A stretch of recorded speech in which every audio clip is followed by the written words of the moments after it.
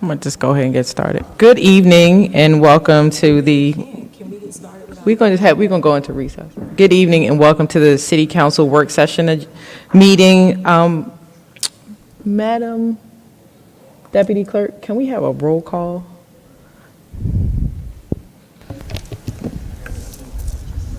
Councilmember Hemming. Present. Councilmember Freely will not be in attendance. Councilmember Atkins is running late. Councilmember Ziegler.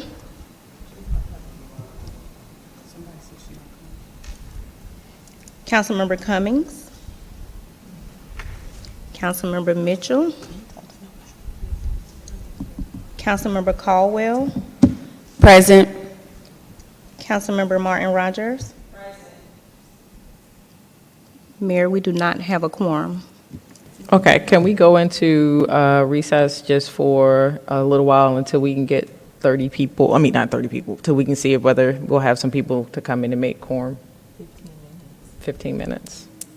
Okay, I'm just going to do 15 minutes for that. Right. Madam Deputy Clerk, can you note that Councilman Atkins and Councilwoman Cummings has joined the meeting? Yes, I've marked them as present We should have and quorum. notated the time. I've marked them as present and notated the time that they just came in. Okay. So we can get started. Okay, so we don't have any presentations for tonight. And before we continue to move forward, we are going to go over the new agenda items and either let staff go first or confirm whether the certain items will go on to consent. So for item number 6, consent.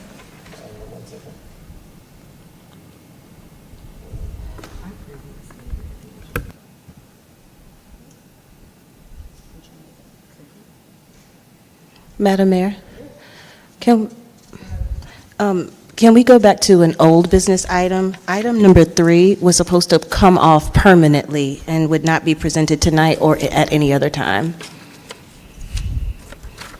Okay, so we have consent, well, we're still waiting, or we're going to go to consent on item number 6. So we're removing item number 3. Item number 6, Councilman Atkins? You okay with consent? Okay. Number 7, item number 7. Item number 8. Hearing no consent, move. No, can we please discuss this item, please? You'd like to hear this item? Discussion? Okay, item number 9. 10. Number 10 is consent as well. Item number 11. Item number 12.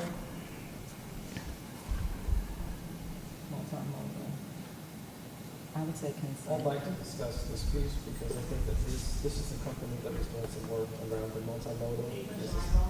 Sorry.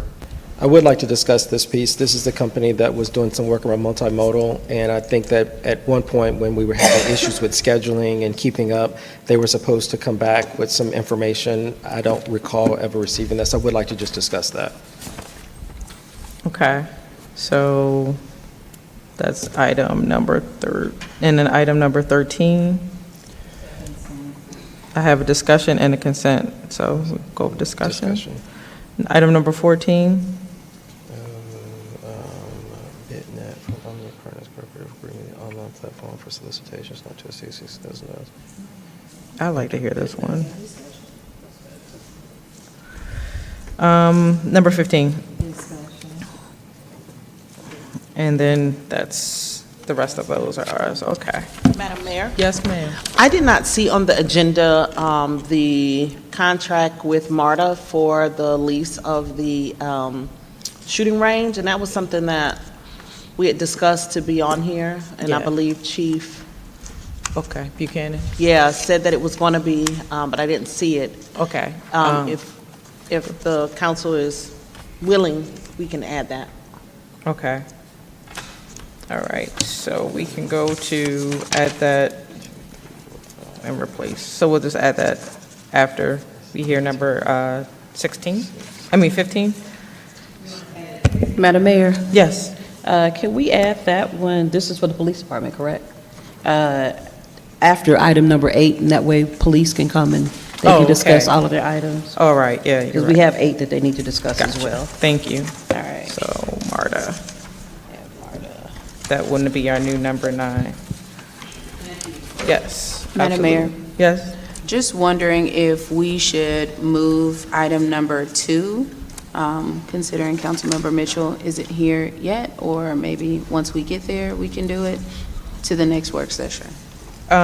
Let's give him some time, and if he's not here when the item comes up, which would be in a couple minutes, then we can, move to the next item. Okay. Okay. All right. Madam Mayor, Yes.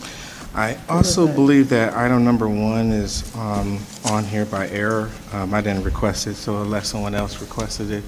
I have a question about it since it's on. I'd like to keep it on. Okay.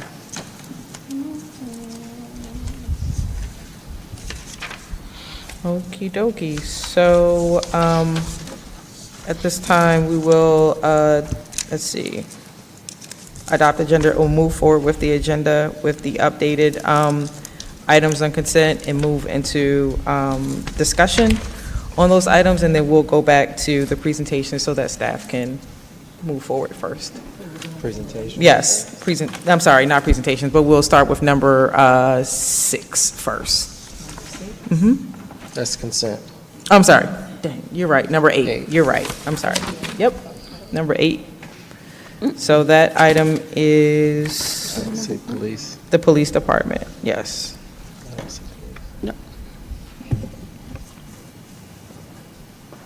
So the police? Yeah, if he's not, yes.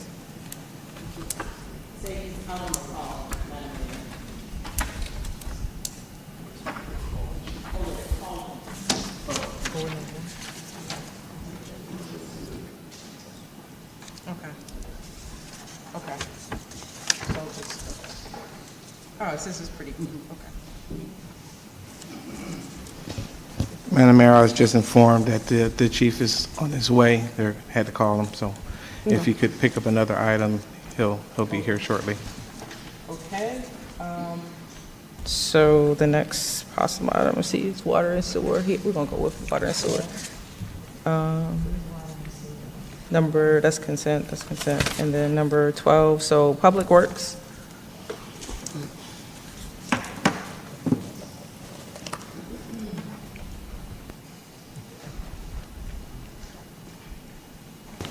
Good evening, Madam Mayor and members of council. Here to discuss item 12, which is the final invoice for Benchmark Management for the construction management of the downtown LCI multimodal project. This included oversight of phase 1 construction, installation of our water main installation on Main Street and East Point Street. The final invoice in the amount of $74,316.73. Thank you. And so what is your ask for? I ask that we approve the Oh. final invoice for the additional funding. All right, so we had this. Councilwoman Cummings, I'm sorry. Councilman Atkins and then Councilwoman Hemming. All right, thank you. Assistant Director Hall, the question, I remember us discussing Benchmark, I think it was back in February, maybe even before, I think it was probably back in February or so, maybe March. And they're the company that was also doing the scheduling for the project, if I'm not mistaken, is that correct?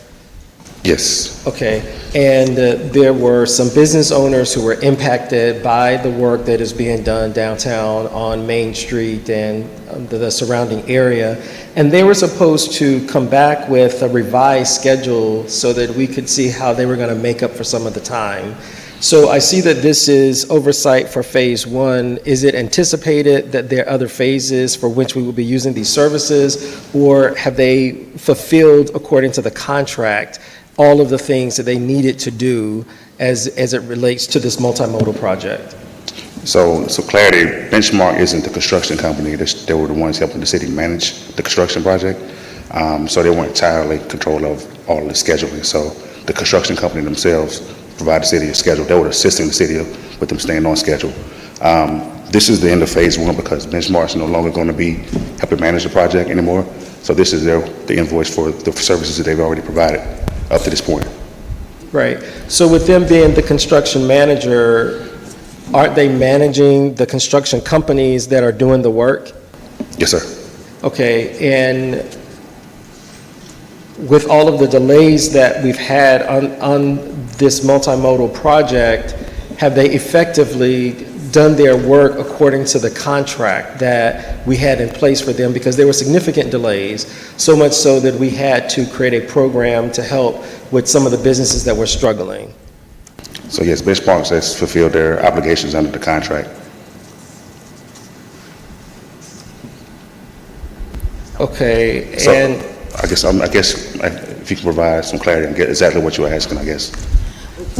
I think what you're asking is they fulfill their commitment as far as the project. What ended up going because of the delays, the monetary obligation had exceeded it. And so the reason why there says phase one is because that's the remaining invoice. In order for them to continue on, they quoted us a $500,000. Something. So with that being said, that took, with Deputy City Manager Renee getting involved, me being more involved, as well as the Director of Public Works and Cadell, we had to put boots on the ground. And we just went ahead and did our on-call staff. So we have physical water and sewer staff for the water installations, managing the relocations, and then he went ahead and did the same thing. Just doesn't feel like what we were getting, and with all of the issues that we were encountering, that $500,000 was worth of phase two. We felt that we were going to be able to manage it appropriately. so they will no longer be managing any portion of this project? Correct. Correct. Okay, because it sounds like this if I heard you correctly, Director Echeverria, this $74,000 for their final invoice is a part of the delay, and Yes. so they're managing the project is delayed, and then they come and bill us $74,000 because of the delay, but they're the managers of the project. Because of time, and some of the utility locating and relocating, really was nothing that anyone could do about it. It was so many moving parts, water and sewer, AT&T, Atlanta Gas and Light, I believe. It was just very difficult to get everybody on board. We also ran into some inaccurate information with our GIS and plat records of lines that were actually in use, but were showing that they had been abandoned. So we ran into a lot of issues along Whiteway, Main Street as well during this inception of this project. So really, that was the goal. They were out there and we ran out of time and money. And again, to go into a phase two, it would be $500,000. Okay, so, and so this is it, we're not using them beyond this? Correct. For this project? Yes, sir. All right. Thank you, I'll yield. Councilwoman Hemming. Thank you. I'm going to pick up where Councilmember Atkins left off, and I do want to say thank you to Deputy City Manager Tyler, and then you, Ms. Echeverria. You know that I fielded a lot of questions about this project and when activities were going to happen. And so my question is, were they also supposed to manage the communication out to those parcel owners at the project? Was that a part of their contract or work? Yes, that would be a part of the contract for construction management is communication with affected properties. And do you have any documentation about what their communication strategies were? Because the primary concerns that I got was that everyone's on board and excited for the project to happen, but as we've all discussed, there were delays, but the most significant challenge was related to the poor communication. And then after you, Deputy Manager Tyler, and you, Ms. Echeverria, got involved, I did see the communication improve quite a bit, and then we still had some challenges. So are they billing us for completed services that we didn't receive? No, to piggyback off Mr. Echeverria's comments, there was a lot of unforeseen work that was outside the scope of the original scope of work for the project that Benchmark was responsible for. Due to the urgency of it, for the safety, they stayed on board to help oversee the project even though it's outside of what they originally quoted us for the scope. So this is for the additional work that they put in. And that does include, we had to procure their services outside of working Monday through Friday. We had to work late in the evenings. That wasn't part of the original contract, which comes with escalation costs, as well as them working on a weekend, which also was not included, to work around some of the businesses. Okay, okay, thank you. And then just for the edification of the community, can you just share, when is this project expected to be completed? So if I understood, the relocation had to happen, and then we could finish the paving that's happening. So could you just quickly share, for those who might be watching, what's the next phase, when things might be concluded? So, excuse me, sorry. So yes, they're currently back mobilized and working downtown. The completion date is set for November 2026. It's still set for November. Okay. Thank you very much. I yield. Any more questions? Oh, Councilwoman Martin Rogers. Yes, and Madam Mayor, may I, this question is for the legal department, the Madam City Attorney. Yes. I have a question because I've heard a few times in our meetings and just also offline, when some of these vendors aren't able to perform as we need them to perform, is there some legislation that the city can put in place as to not do business with them anymore? If the work is, I want to say, subpar, or it isn't up to the level of expectation. Yes, good evening. I do believe that procurement maintains a list of vendors that kind of have an X by their name because of poor practices, poor work, like you have indicated. And so, yes, and I don't believe it requires legislation. I think it's a determination made by department head and city manager to include these individuals based on their performance under the contract. Okay, thank you. I'll yield. Okay, are there any more questions from council? No. Okay, I just have a couple questions. So with the changes that were made and the additional work that needed to be done, did the company issue, like, what is their process? Do they give you like change orders, or do you have like a certain amount of rounds of, go ahead. So due to the urgency of the situation, they just continue to work on the basis that we need them. Okay. And then we just kind of mutually call this a final invoice and parting ways on the project. He's billing us for the work that they did, but there was no official change order issue. Okay, go ahead. Councilwoman Ashton. And also, when we're dealing with Georgia Department of Transportation, if we don't complete the project in the timely manner, we can face escalation costs to the overall project. And so it didn't make sense for us to halt, because whatever bid that went out has already been completed, and you would have to pay daily penalties, and that could have ranged from $50 to $60 to maybe $150,000 just for us not completing the project on a time. So really, when you're dealing with GDOT, we have a time frame to complete the project and get out as soon as possible so that they can come in and do the work that needs to be done. Okay, so the GDOT, so they manage the project, manage the GDOT project. It's and their so road. It's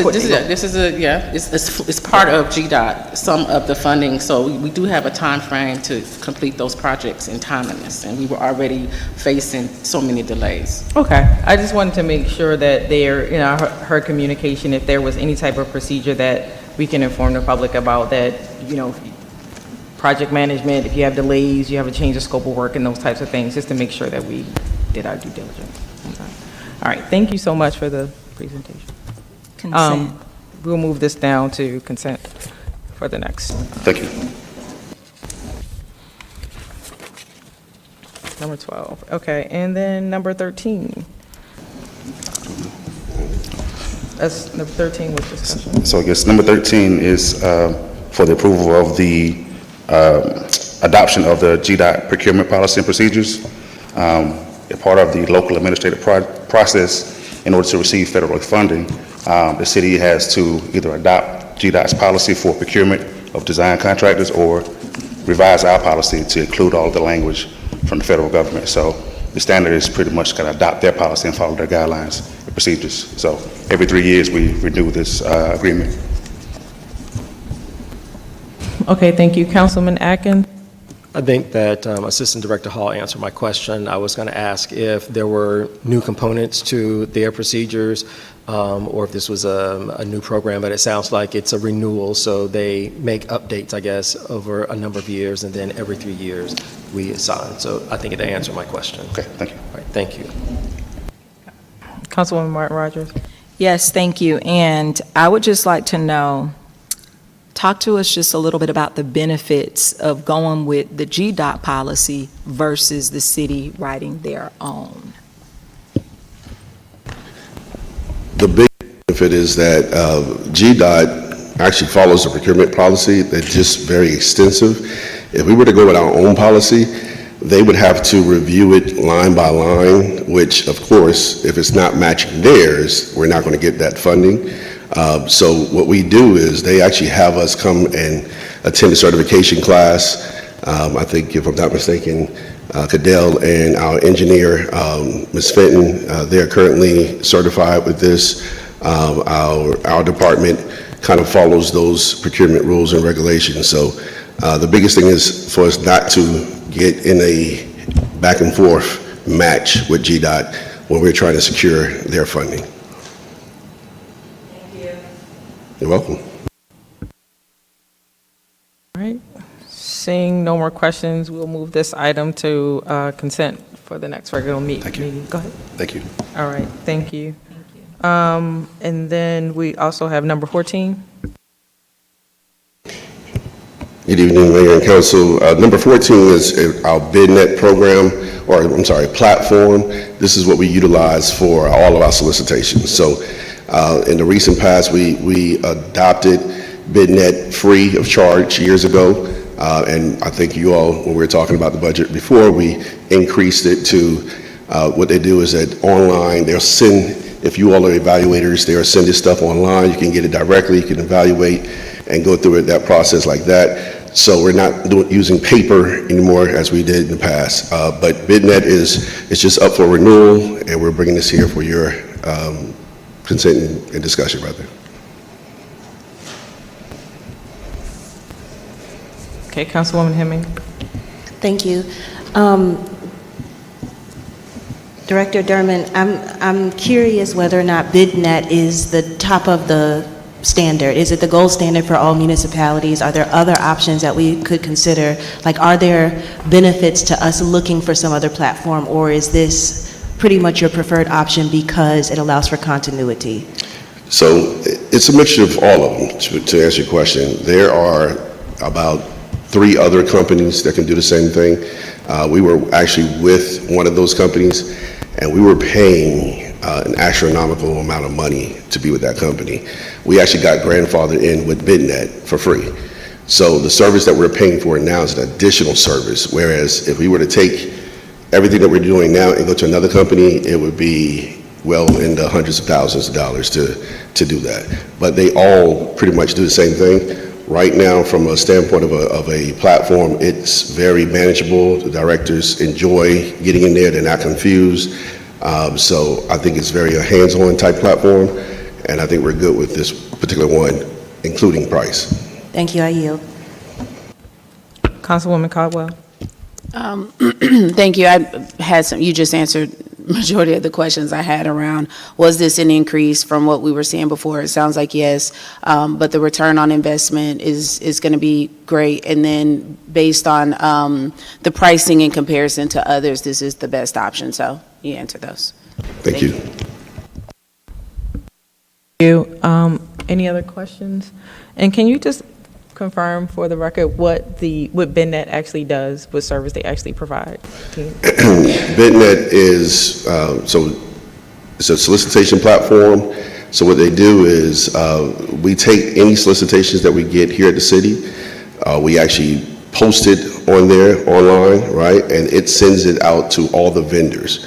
All the vendors get to register through BidNet for free versus some of the other places they have to actually pay a price per month and things of that nature.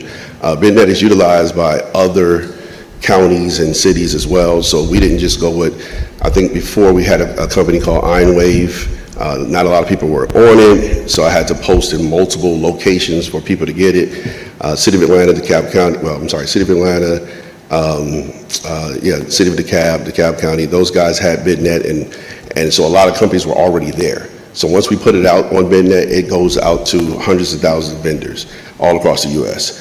And so when they come back, my job is to go through, see who's bidding. Depending if it's an ITB, we get to see the lowest cost. It calculates that automatically. If it's RFP, I get to send those proposals out to the evaluators, right, online. Easy platform, very, very user-friendly. All right, thank you so much. You're welcome. Seeing no other questions at this time, we will move this item as well to the August 17th regular meeting. All right.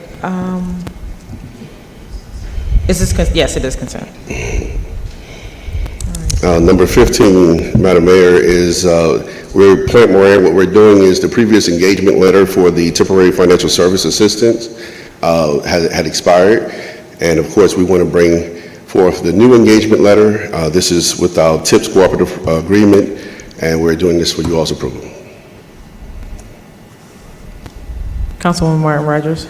Yes, Deputy City Clerk, can you bring up the email that I sent to you, please? And put it on the screen so that we can go through it. Thank you. And here's what I want to say as far as it starts with accountability. Accountability needs to start with this council. Back in April, I remember us having a meeting in which Councilmember Mitchell, some of us were on board with an emergency procurement for the finance department, for employees, for the finance department to have what they needed in that department. The motion lacked support. We took it off the table. That was in April. Here it is, August, and we're trying to engage Plant Moran. But what I find most interesting is that June the 8th, there was a motion made by Councilmember Hemming. Then I did a friendly amendment. She accepted it, and the motion passed. Last week, we got some letter from Plant Moran, which just gave some sort of general rundown.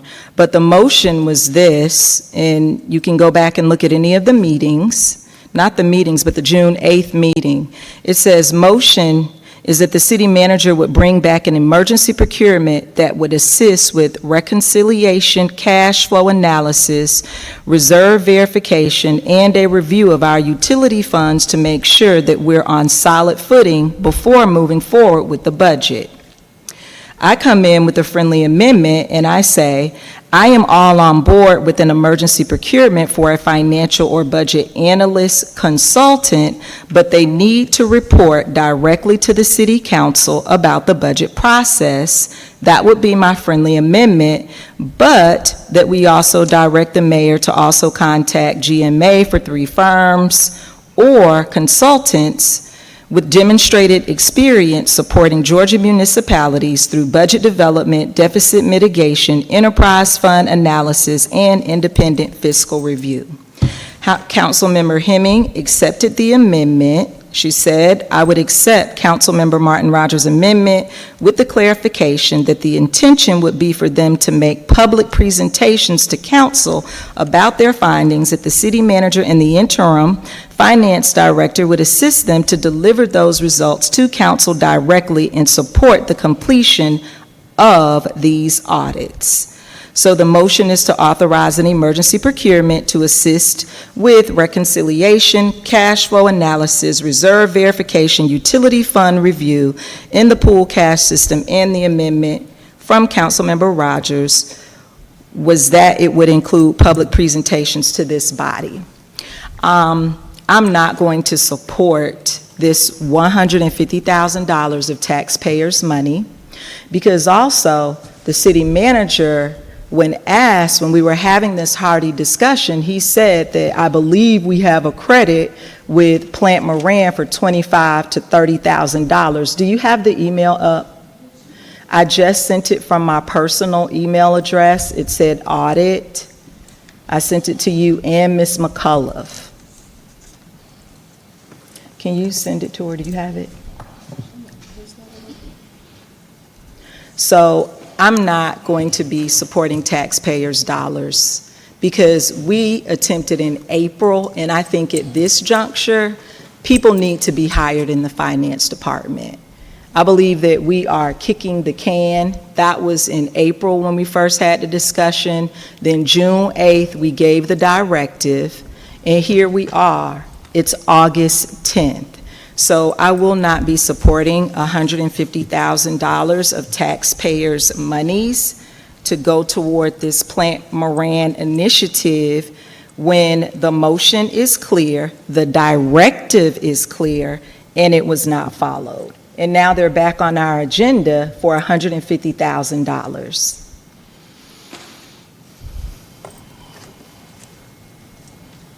Okay. So I'll yield because that email needs to come up and be read into the record. Thank you. Okay. Madam Mayor? Yes. I believe that there's a little confusion. Here we go. Microphone. Excuse me? Microphone.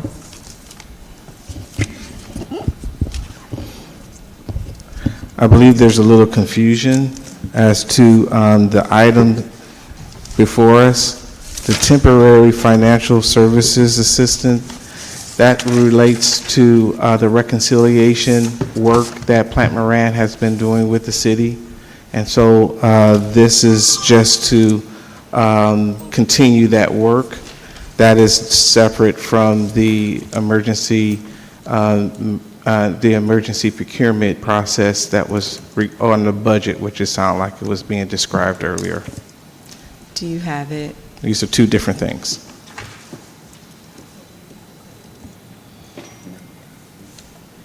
All right. Are you bringing it up? Okay. We have,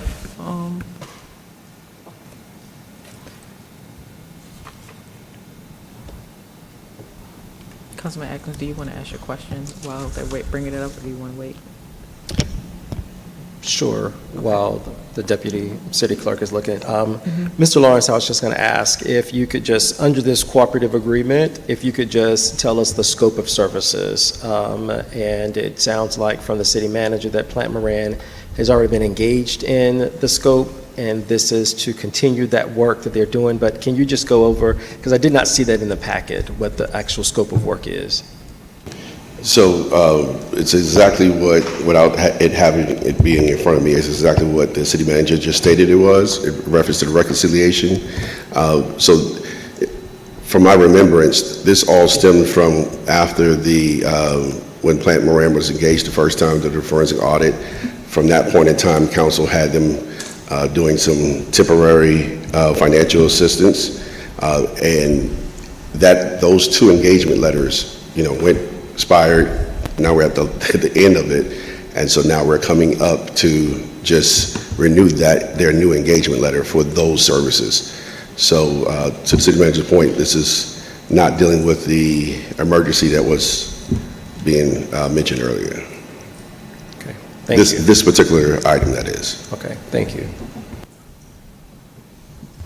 Councilwoman Cumming and then Councilwoman Hemmings. Thank you, Madam Mayor. So I know you guys said that the $150,000, that's to continue what it is that they've already engaged in with the city, correct? So you said the reconciliation, is that for the 2024 audit? Those are the things that they're working on, or?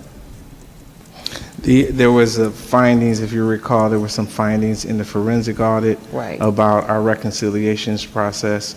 Plant Moran was retained at that time to help us through getting our reconciliations.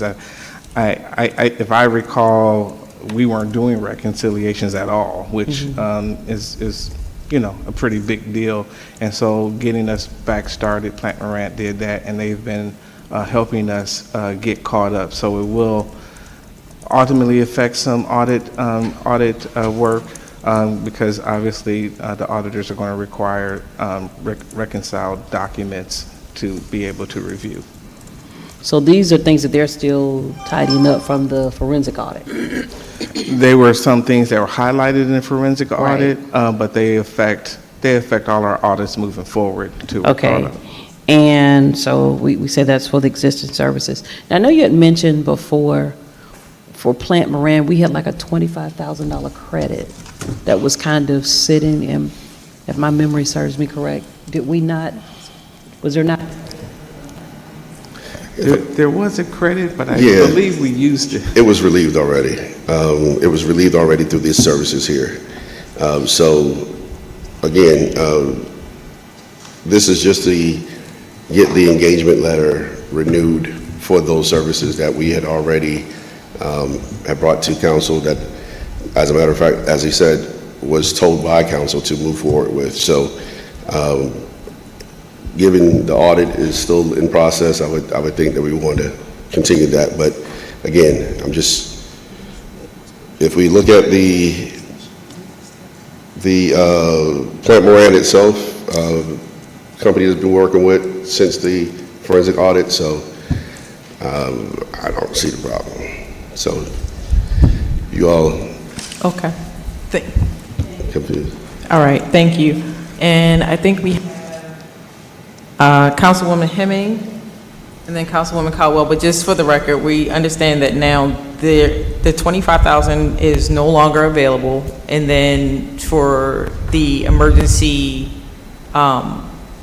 review of the budget, and now we're going with, this money is for Plant Moran to complete the review of the audit, right? Just want to make So sure. this is separate from what you all talked about with the councilwoman? emergency- Yeah, the emergency budget. This is a pre-existing service that Plant Moran was already doing prior to budget or anything like that. So again, here we are, the engagement letter has expired, and per the ordinance, it has to come back before you all. So they're issuing another engagement letter, and we're bringing it back for you all to re-engage for those services. Okay, so the question for council, or the request of council, is to approve the letter for re-engagement of services for Plant Moran, exclusive of the emergency budget thing? Correct. Okay, all right, Councilwoman Caldwell? Thank you. A couple of questions. So, is there a new engagement letter? Yes, there's a new engagement letter for this service. And that wasn't attached to the agenda or a part of the packet? That should have been in there. Okay, so we definitely would need to see the new engagement letter. The last engagement letter has specific things in it: leases, subscription-based IT arrangements, compensation agreements. Is there progress? Like, can we see where we started, what we were trying to accomplish, and where we are today to understand why we would need to re-engage for another $150,000? Yes, I would defer to Finance Department or the City Manager. Yeah, we'll certainly try to have that for you by next Monday. And the other thing I want to know is, how relevant are these items now? You mentioned that this came out of, by way of the forensic audit. Based on the things that we know are priority today, what's the impact of the completion of these items, so we can kind of understand how we should prioritize our taxpayer dollars? So the process of reconciliation is a pretty important step in any audit process. And so until we are up to speed on all of our audits, reconciliation hadn't happened here for some years. So it's not just 1 year or a little bit of work. It was a lot of work to essentially do kind of a archaeological dig, if you will, in our finances to get our reconciliations up. So until we're caught up, which we don't anticipate until April of next year, we're going to need the work of Plant Moran or someone like them to make sure that all of our reconciliations are caught up. So I think what I would like to see is a true scope of work.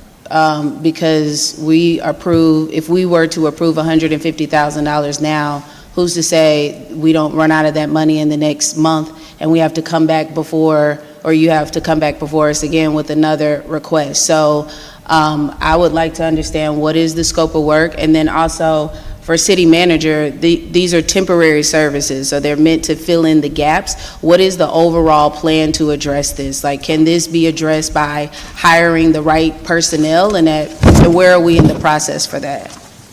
Well, we have reinstituted our reconciliations process, so we're doing our current reconciliations. This is going back and bringing us forward. So the process itself has been addressed.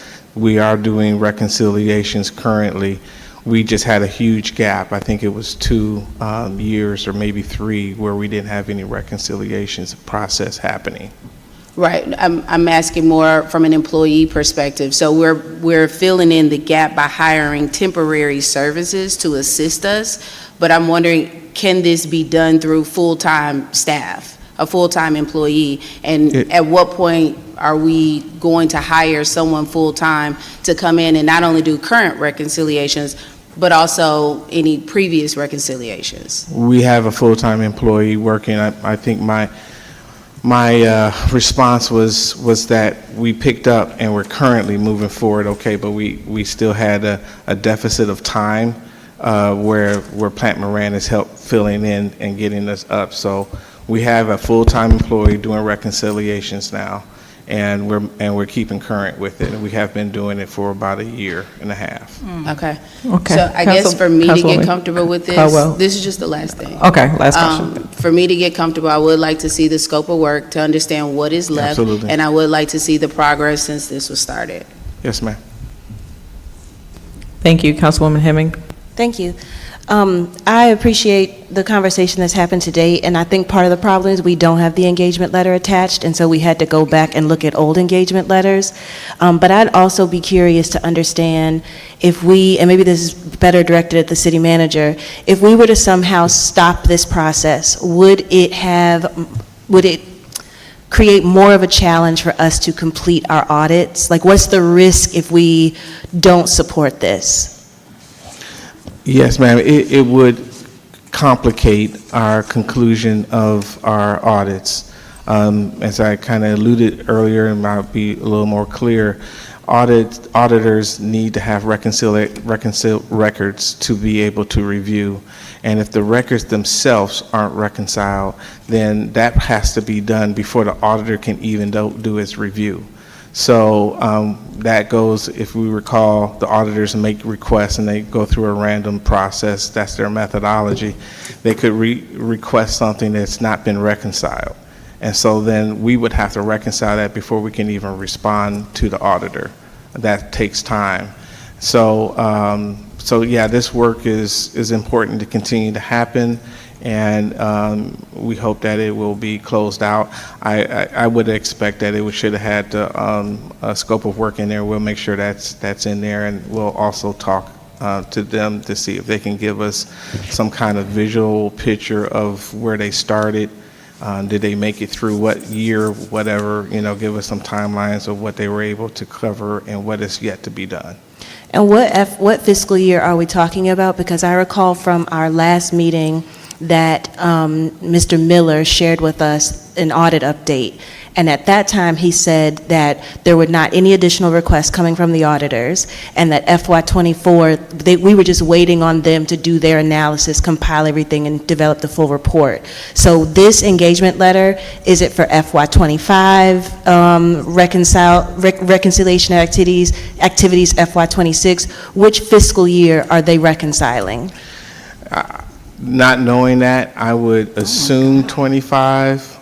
Since I can attest to, us being on the right track on 26. Mm-hmm. So it could, I can make the assumption that it's a year missing there because we couldn't get as far as we have with 24 without those reconciliations.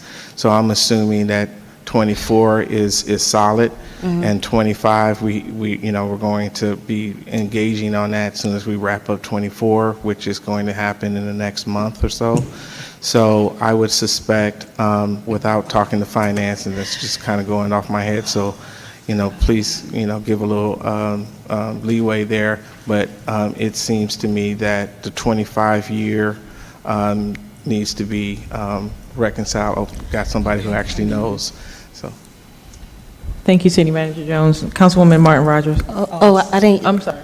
can he finish that answer, and I have one more question? Sure. You want to? Good evening, Mayor and council members. Just a little update on the $150,000 for Plant Moran. So that is with regard to, it's everything, actually. So I've spoken with Joseph. So actually it includes everything, whether it's bank reconciliations, and they just included it's a high estimate, so it's not necessarily we'll spend that whole $150,000. But it does include bank reconciliations dating back, because we have been behind, I guess, on bank reconciliations for over 5 years, and so they're still catching up in the rear also. Okay. And then my final statement / question is, I am, happy that we're catching up and figuring out how to resolve problems, but also, when you look back at the history, we've engaged this contractor, and then we've had several, change orders, now a new engagement letter. So I'd be curious to see what our total engagement with them has been. How much have we spent, and have we gotten back in return what we need? And I have huge appetite to continue in this direction, but I just want to make sure that we're being prudent with our funds and that we're getting in return what we're supposed to be getting from them. And also, if I may, the goal is to also cross-train staff so that we're doing those bank reconciliations ourselves and not having to engage other organizations. Okay. All right. Councilwoman Martin. Thank you. And a few things. On June 8th, a directive was given to the city manager, and it was not followed. That probably would have resolved a lot of our heartburn. So please let the record reflect that. I've read that directive into the record. But number two, what is very concerning, what I just heard is we haven't had bank reconciliations for 5 years. I'm going to need the proof. I keep hearing all of these things, but when I ask for the information or the proof, it is not provided. I read the 2023 audit, and I am sorry, but I just cannot believe that this city is behind on bank reconciliations for 5 years. Okay, I'm going to need that information as soon as you can give it to me, but can you look at this email? You don't have to come up because I don't want to belabor the point. I'm sorry, Madam, the clerk's office. What I did a couple of weeks ago was go all the way down to this email because this needs to be read into the record. Go down. I reached out to Michelle McHale, and this was the email that I sent to her. Come on back up. Right here, I said, I hope that you're well. I'm writing in reference to a status update from your office in reference to the City of East Point's audit update. And that was sent to her on July 30th. She responded, thank you for reaching out. Please know we delivered our forensic audit report to City Council in 2025 and had not been engaged to perform any additional work. That was also July 30th. She responded, go on down, please. Or up. I said, hello, Michelle. I want to extend, because prior to that, she said she had death in the family. I want to extend my sincerest condolences to you and your family at this time. On July 20th, 2026, there was a memorandum sent from Plant Moran in reference to a review of the 2027 revenue assumptions. It was signed by Brian J. Camiller. What was the cost of this review? The city manager stated on record that the city had a $25K to $30K credit with your company. Can you verify that information?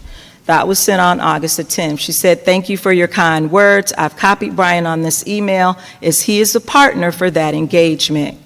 And this is from Brian. Brian says, good morning. The city does not have a credit with us. Actually, we have 3 outstanding invoices due from the city totaling $27K. The fee for this revenue assumption work was $6,047.50 at 14, a little over close to 15 hours at $410 an hour. Happy to get on a call to discuss if necessary. And that was just me forwarding the information to myself. Herein lies the problem. You all can sit here and deny, but accountability begins with this council. You saw the email. I've read this motion into the record, and at this point, what are we doing? He was given a directive on June 8th, came back with something here, July 20th, talking about the general observations of the 2027 budget. Just heard they want to re-engage Plant Moran for another $150,000, up to $150,000 of taxpayers' dollars, and we don't even know what's going on. I will not be supporting this, and I'm just not going to support it. Nothing is attached in our agenda with the scope of work that they are going to be doing. We already owe them $27,000. I think that it would be very important for us to at least look at all of the invoices that Plant Moran has provided to the city for payment so that we could have some general idea of what is going on, because right now, I don't know. So I'm going to go on the record and ask for all of the Plant Moran invoices at this time, because this, no. To me, it doesn't look right. It might be okay for some of our council members, but for me, no. We're in the hole with Plant Moran for $27,000. right. There's an agenda item for up to $150,000. What are we paying for? And I yield. Thank you. So council, for this item, do you want to move this to consent? Is there anything else that you'd like to add to this item for item 15? I'm in. Oh, okay, go ahead. So I know that we don't make motions at work session, but I think that it is fair to get a review of the completed items, the outstanding and paid invoices, so we can have a comprehensive view of the services that have been rendered to the city. So my question would be, Mr. City Manager, would that be something that you could have prepared for a public presentation at our next meeting, or would you need additional time to pull those documents together so that council can get a comprehensive look at the status of the work that they've delivered to us and are requesting from us? Yeah, we can provide something. I'm a little confused as to what service, or you want all services? Because the item that we're speaking of is temporary services. Yes, so we've engaged them, at least that I understand, a few times. We've engaged them originally for the forensic audit, which we know was completed. We then engaged them for these temporary services. We also had that engagement related to the the review of the FY27 budget. So I think what I'm asking for is looking at the history of the relationship with them, the status of completed, what's still outstanding that would justify an additional $150,000, or excuse me, up to $150,000, so that council has enough information to decide if we want to continue engaging Plant Moran for their services. That would be my request. All right. All right, we have Councilwoman Cummings. Thank you, Madam Mayor. So my question, my request is going to be somewhat that of what Councilmember Hemming asked, just that we can sort of get a breakdown of what it is, the services that they've provided, what it is that we paid them for. Because I know we said that the $150,000, it was not to exceed $150,000 for reconciliation, those services they would be providing for us. But now just looking at the email thread that Councilmember Martin Rogers just read through, when I thought we did have the credit, I know you said we have absolved the credit.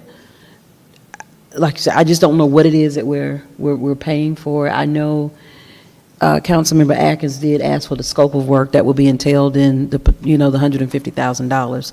But I think if we could just have something to see what those services are that they've provided for us thus far, we could, and what it is that we paid for, it'll give us a better understanding.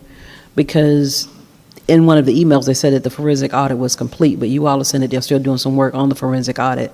So I don't know exactly what it is they're doing for us anymore, other than, I guess, waiting for us to pay the $27,000 invoice, I guess, that we still have outstanding with them.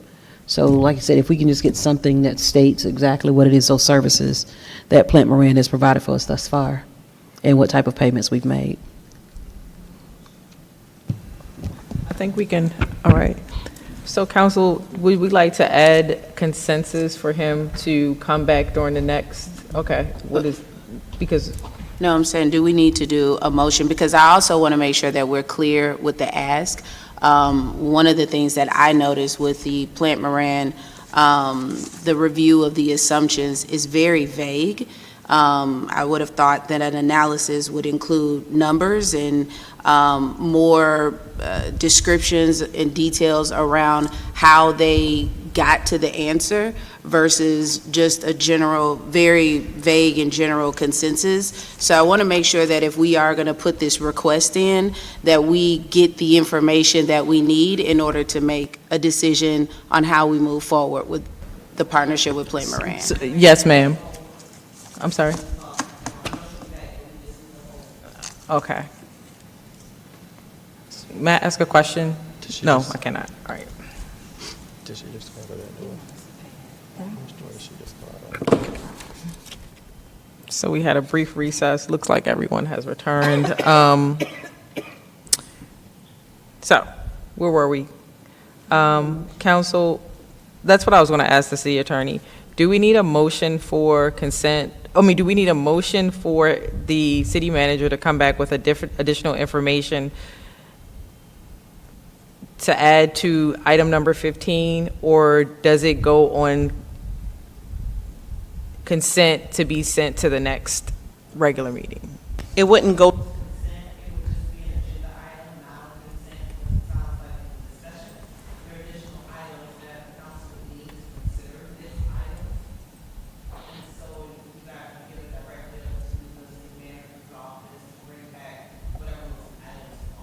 Okay, and we need a motion for that to happen, or can we add that to the actual item number 15? A motion will make it more efficient, if you will. I think the minutes we have an announcement from the Madam Mayor that is required for this item to get consideration at the next meeting. That could also be. Okay, so since we're requesting additional information on this item number 15, we're going to move this item to the next regular scheduled meeting and complete a proper vote, if necessary, in the next regular scheduled meeting, item number 15. So can we just make sure that we understand what we're asking to bring back? Yes, I think, Madam Mayor, if you don't mind just stating what our expectations are, we'd like a review of kind of the history, total invoices, total work completed, outstanding work that justifies the 150,000, so that council may be able to consider the total picture, not just this engagement letter in isolation. Okay. And the current engagement letter. I have a motion if you want. Mayor. Okay. So this hopefully encompasses everything.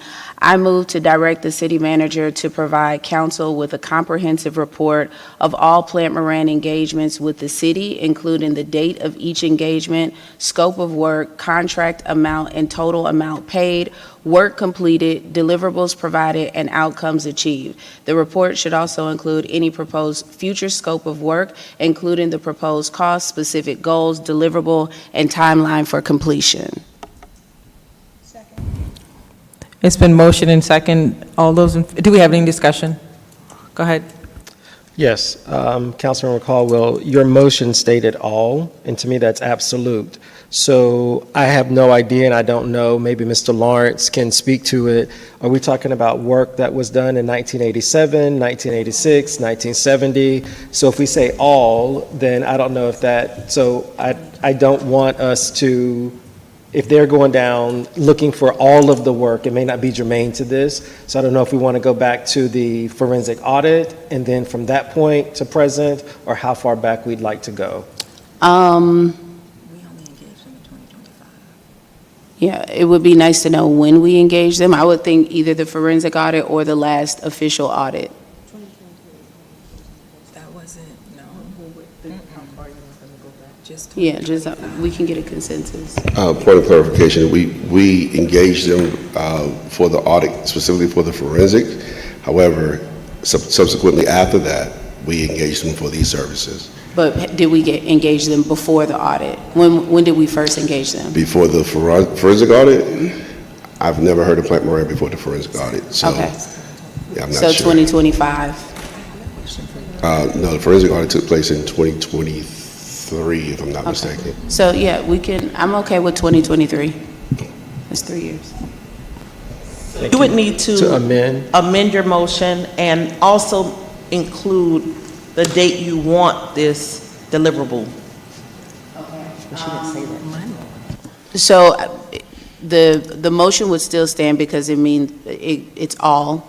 We would still go back to day one.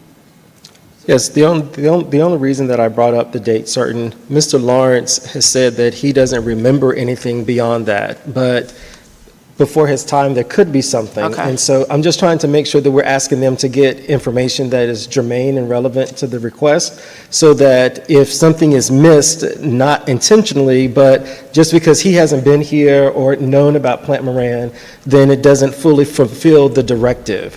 And so I think that there was a reference in the email that Councilmember Martin Rogers read that spoke to the forensic audit, and then the gentleman talked about some of the things that's happened subsequent to that. So I thought that that was sort of a starting point, which was sort of really germane to our conversation.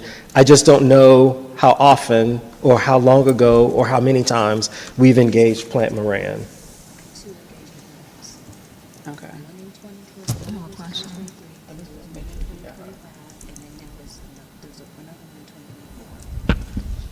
So we have an amendment. You want to make the amendment, and we have to vote on the amendment. Yeah, that's fine. We can do the amendment. Should I read it all over again, or? Just tell us what the amendment The is. amendment would be a comprehensive report of all Plant Moran engagements starting from 2023 to date, and the timeline for completion would be, we set the next meeting, when is that? August 17th. Okay. So, is there a second? Gotten a vote on the main motion. So you can do if there's no more discussion on the main motion, an all in favor, and then the amendment as she just read it, a second and a vote on that. Okay. Second on that. Second. No, we need a vote on the main motion. All those in favor of the original motion, all those in favor? Aye. All those opposed? Okay, the motion passes. Councilwoman Caldwell, can you just state all those in, no. A second Is on there a her second amendment. on your amended motion? Second. Okay, any discussion? All those in favor? Aye. All those opposed? The motion passes. So we're good. Yes? So now you have a yes to the main motion, a yes to the amendment, and now together, right? Now they're together. And so, I'm just making sure I got the order right. Let's get an all in favor for the combined motion. Right now, you've got the restated motion, right? Like with everything. You voted on part one, you voted on part two. Now together they make a whole. We need to vote on the whole. I thought we just voted. No, you voted on the amendment. Okay. So this is really what needs to happen. Yeah. There needs to be a restatement of now the entire motion. Okay.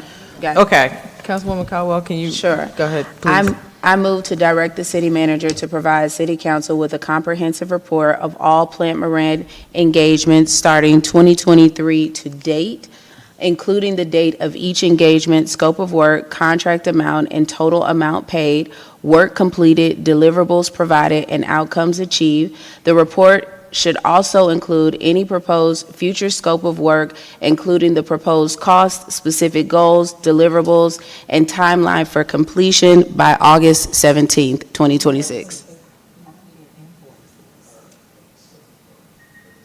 Say it again. Yeah, I mentioned the report should also include the proposed future scope of work. And invoices, past invoices? Yeah, well, it says total amount paid. Mm-hmm. Got a second? You finished with your motion? We have a second, thank you. All those in favor? Aye. All those opposed? The motion passes. Thank you. Yeah.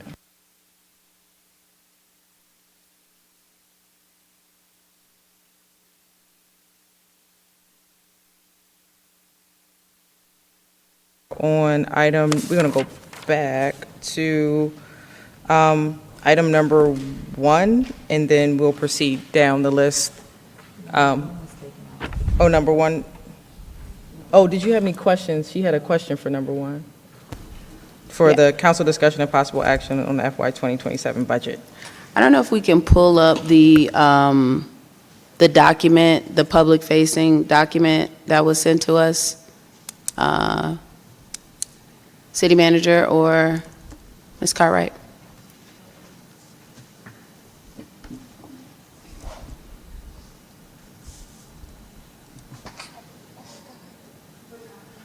It was the proposed recommendations for the budget. Let me see if I can pull it up.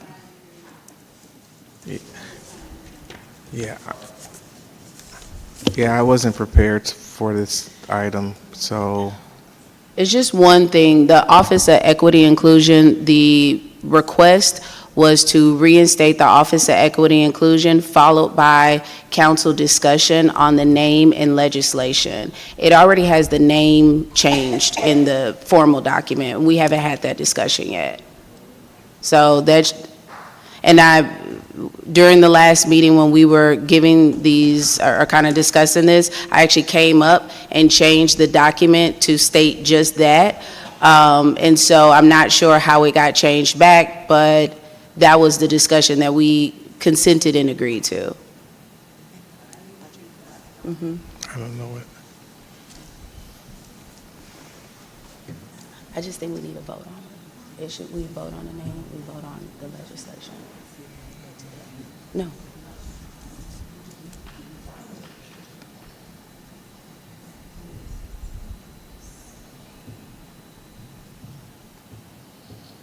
So there, you see, if you go down to line item 37, that's what the budget should say, but in the updated version that was just provided, it doesn't say that.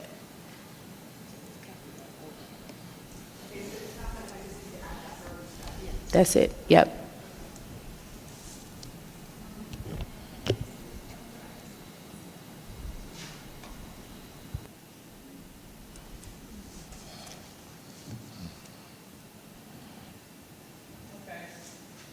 Councilwoman?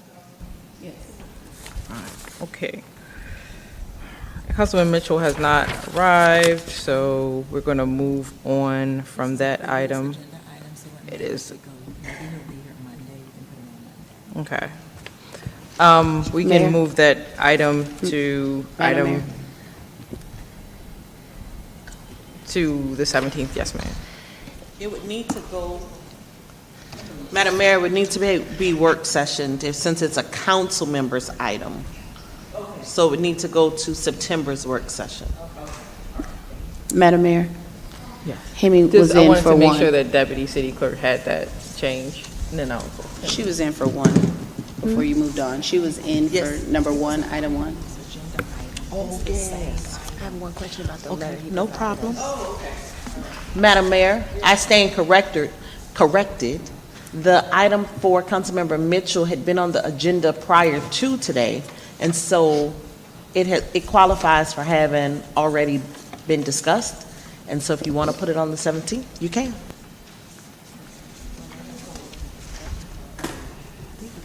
All right. No, we're not doing that. So item number 2 we just need to confirm that this we have confirmed that it's on the work session for next Monday. Item number 2. Is it in the council meeting next Monday? Oh, I'm sorry, the regular council meeting for August 17th. Thank you. No, yes, August 17th. Thank you.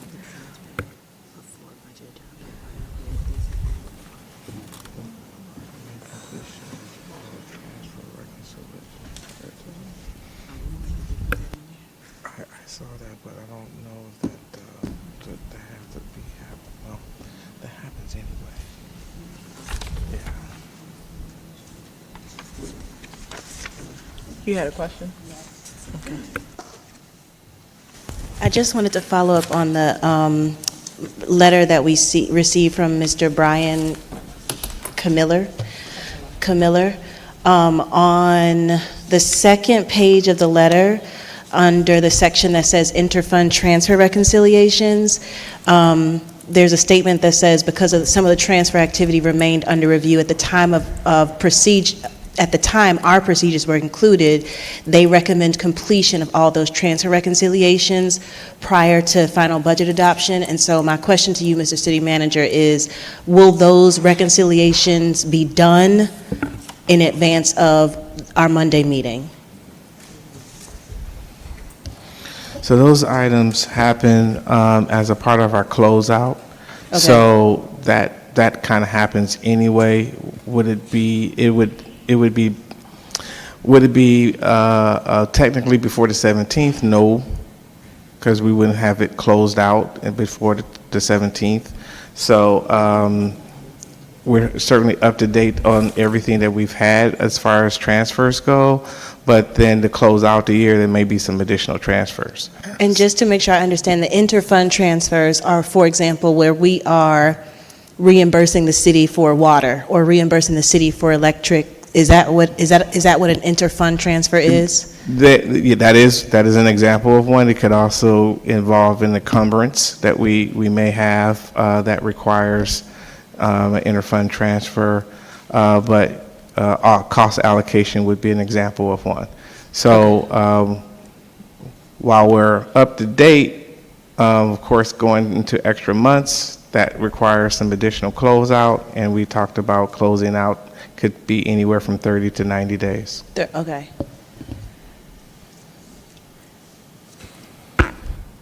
Okay. Any more questions, Councilwoman Hemming? No, I guess when we have the presentation next week, if you could just also be prepared to discuss the contents of this letter, that would, allow council to continue understanding the scope of work and needed steps. Thank you.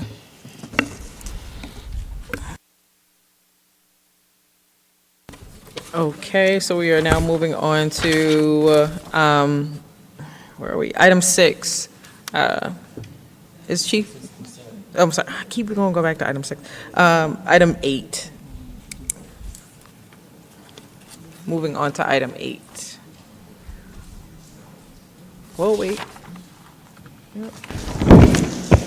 Hello, everyone, council, mayor, city attorney, city manager. How you doing? So real quick, we put out a bid to redo our lobby. We have ADA compliant equipment in our lobby. The courts currently is undergoing a renovation. As you all know, we need to follow behind them and follow suit to make sure we're in compliance. Originally, we put out a bid, we thought it was going to be about $100,000 to get the windows for the jail, for the cashier's office, and also for ID. But once we got the RFP back for the whole renovation, it's about $260,000, I believe. So what we wanted to do, instead of impacting the budget, we wanted to use our Red Speed School Zone Camera Fund, because that's what it can be used for in terms of those things that impact policing, and it doesn't impact the budget. So I thought that would be a good use of that fund. Thank you, Chief. Councilwoman Cummings? Thank you, Madam Mayor. And first question would be, well, I guess it would be Chief Buchanan or the city attorney. So with regards to those funds, is there anything like listed or written that says what those funds can be allocated for the red speed? I just want to make sure that we're compliant. We are. I definitely double check, but we are. All right. And it definitely has to do with police technology equipment, refurbishing, Okay. things of this nature. And because we get hit across the head every council meeting during public comments, is there something that's printed with regards to like the money from the red speed through the cameras? I think people have been trying to figure out like what those funds are used for. I mean, we've heard a lot of different amounts that's in that So particular I can account. kind of tell you. Okay, I mean, just No, because. I'm more happy to tell you. A lot of people were speaking. I've heard them as well. Right, mhm. I actually try to set up meetings with people because I think they don't have a true understanding. Okay. So initially, we have 3 schools for Red Speed. A lot of cities have 10 schools, 15 schools, so our funds are a lot less than other cities, first of all. Second of all, your first year is what I call your big year, because it's a kind of a shock to the conscience and people not realizing they need to slow down in school zones. From there, it drastically decreases, just because everyone knows they're active, we have signage, there's lights, and plus the residents no longer speed to those areas. We've had the program since January 2025. I actually gave a memo to the city manager. We had it since January 2025. We took a 3-month halt from August, basically the end of August to December of 2025 to comply with the Department of Transportation. Since that time, I think right now, we probably have $450,000 in the account. Okay. And just for. 450. Yes. Okay, so it's for, and what are we, just for the public's edification? Okay, so I that- can tell you what we use it for thus far. Okay. Mhm. So we got with Tri-Cities High School, Hamilton Homes, Woodland Middle School, as well as Paul West. We bought all the schools defibrillators. We also bought all our sergeants defibrillators, just in case we beat the fire department there, we can use the AD equipment. That was about $45,000 spent from that fund. We are currently using it for replacing drones at the food bank, and also one at the fire station number 4 at Ben Hill. That the infrastructure has to be built, even though we have the drones, still the infrastructure has to be built. That's going to be about $100,000 just to do all the wiring and pull up concrete and things of that nature. And that's about $100,000, and that's pretty much all we've used it on. I think some renovation projects in the building, but that's it. Okay. So just an ask, and I guess it would have to go through the city manager, but I know we're due for our Ward C community meeting that's coming up soon. Is there any way that we can get some sort of printout, just kind of a report, just a one-sheeter, and just kind of where it is, just because, I mean, we've had residents come up, y'all got about $2 million in there, you let some people tell us. So just so that the public will know, I mean, and even for the things that you've just mentioned, I mean, they're all worthwhile things, but because we don't know, and they come before us and they ask us, and, just even, I was on the phone, a resident and I, trying to figure out, she was trying to get her tag. And now let me ask you, does that impact the tag if you've received a ticket? So a resident just reached out to me today. I think if you get so many citations and you don't pay, that impacts your registration. But All right, because it there has was to a be a problem. lot. It's not 1 or 2. Right, and then we were trying to figure it out, and then trying to get a number, once she, to see who they needed to speak with the tag number. I mean, and we were online trying to figure it all out, so I just didn't know if it does so, if you have so many, if you get. If it's that break, I know who you're talking about because I Okay, spoke with all him right, so today. So I actually had the court department call him today. I think he left a message for you. I took care of it. Okay. I had the court department call him and gave him a reset court date for this Thursday. Okay, that's fine, thank you, I just want to know. And then, like I said, if we could do something just like a one-sheet deal, and it'll be something good to put in our newsletter, our Ward C newsletter. Okay, if you want, is that okay, City Yeah, Manager? because I was That's what I was just going to saying. say that Chief just worked on the memorandum, and Tahita put information together. I wasn't sure if she forwarded it to council or not, and I was just trying to check real quick. But it's ready, available. Okay. If you hadn't got it, we'll get it out to you. Okay, thank you. I yield. Councilwoman Hemming. I think you know my questions, which are similar to the questions you just had. One of the challenges is, and I know this is probably not directed at you, but probably more so for the city manager, is that in the budget book, you just stated that there's about $450,000 in the balance of the Red Speed. But I think one of the things that we've been learning is that not every dollar we have in the bank is reflected in the budget book. So when residents are looking at the budget book and they see a balance that is lower than the $450,000, the question is, well, where then does the money go? So do you see what I'm saying? I think that's where the confusion is coming in. Do you see what I'm saying? So let me I think this kind of cleared up a lot of the speculation. So once a person receives a citation, they go to court, we don't get the money immediately. It's almost a waiting period, but what happens is they don't make individual deposits per citation. They deposit maybe every quarter. So once the courts get their fee, the company get their fee, then we get a deposit. So I'm not sure what's in the budget book, but what I can tell you is at the time the budget book was written, we didn't have the accurate number because it wasn't deposited at that time. Yeah, so I think that in the Budget and Finance Committee, Mr. Jones, if we can look again at the Red Speed balances, if the chief has suggested that there's 450, at the last meeting, I don't remember the numbers, but I don't remember seeing 450. So if we can just double check those numbers to make sure that we have a full accounting for those dollars, I think that would be helpful. But on to the item that's on the agenda, the updates to the lobby. You mentioned the courts. So the updates to the lobby will not impact what's happening with us finding another place to have court and things of that nature. Totally two different projects. It's totally two different projects. Court right now, they've been doing through Zoom, and I think they're using another space, but hopefully theirs will be done in the next couple of months and ours will get started. Okay. Thank you. Those are all of my questions. Thank you.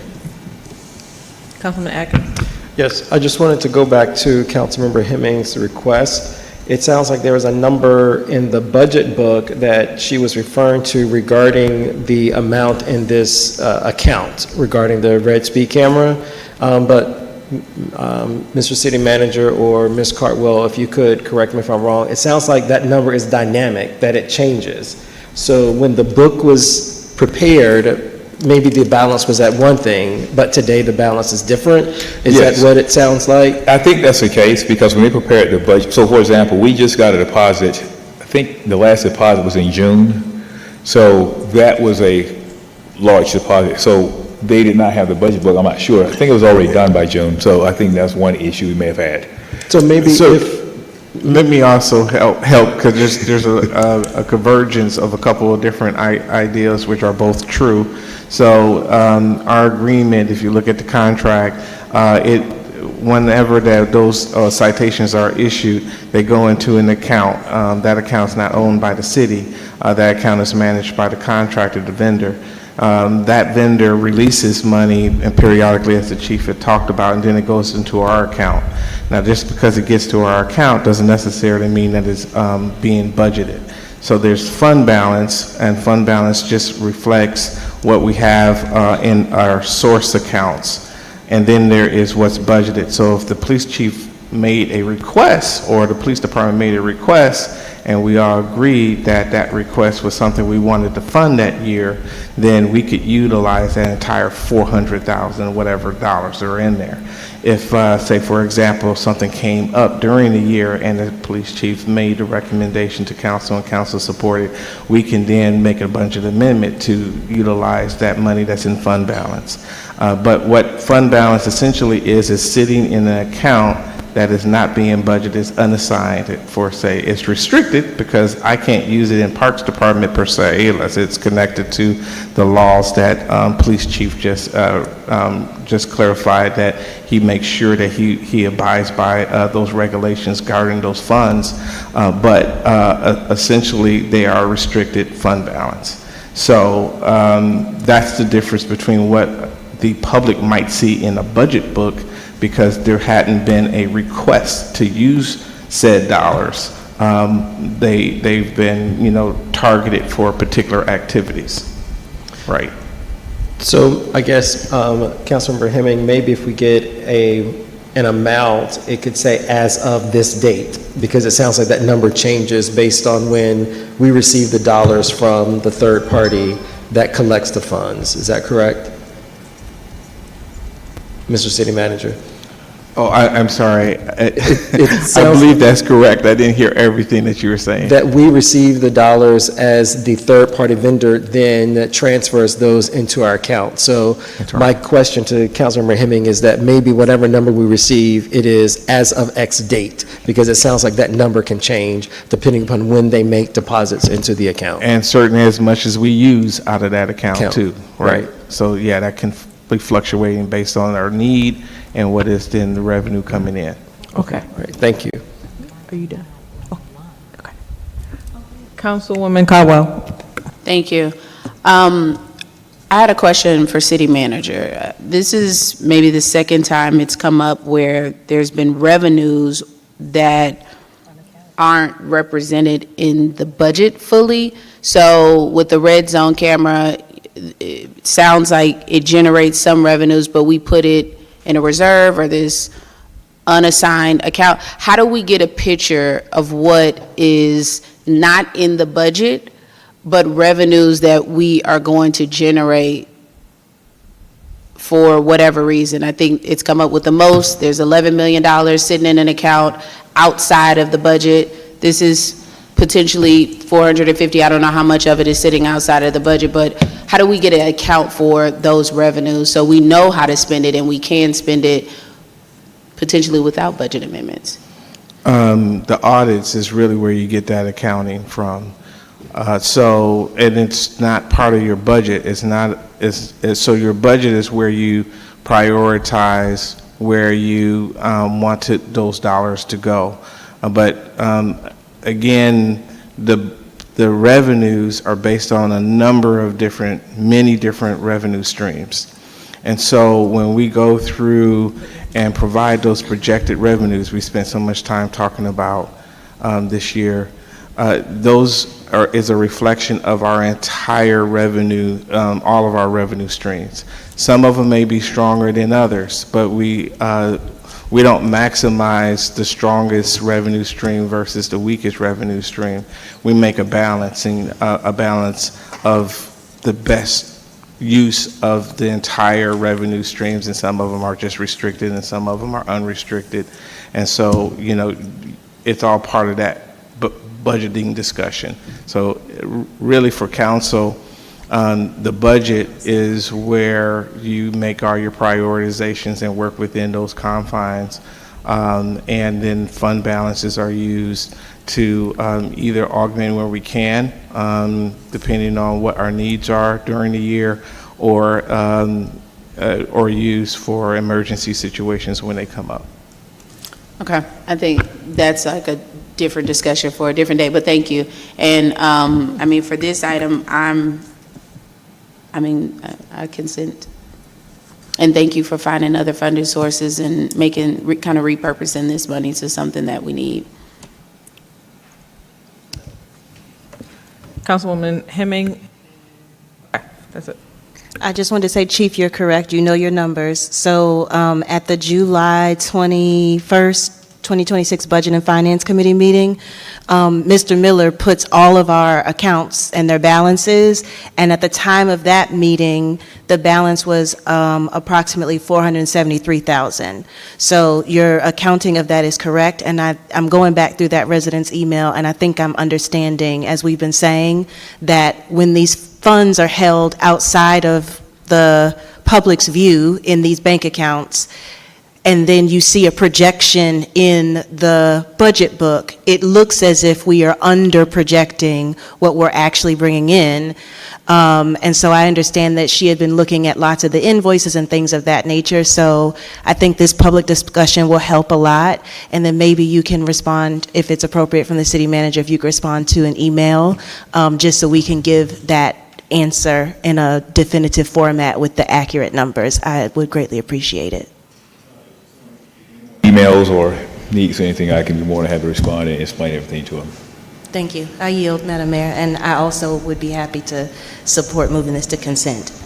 Okay. I just had one question because I think I heard it from Councilwoman and just wanted to make sure that the items or the amount that we're using from the red speed fund can be used, and I guess this is a question for legal, can be used for the item that we are, that's before council for number 8. Yes, so OCGA 40 dash, I think it's 13. Give I me can one get it if you second. need me to.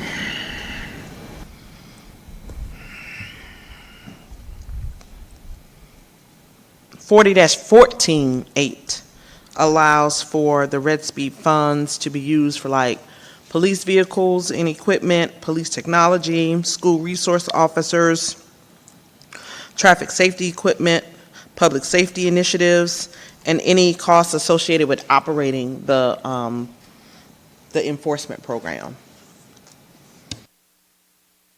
All right, and then at this time, just want to make sure that we're coming back with any direct, thank you for that, is making sure that we're coming back with any other directives. So council would like a response of the balance of the red fund, and I just want to make sure that he understands what he has to come back with. What is the actual ask at this point from council? I'll just send an email. We've already been on correspondence, and so I think Chief and Mr. City Manager know that I'll reply to the latest email chain. That's all I'm asking for. Okay, and this is moving to consent for August 17th? Yes. Okay.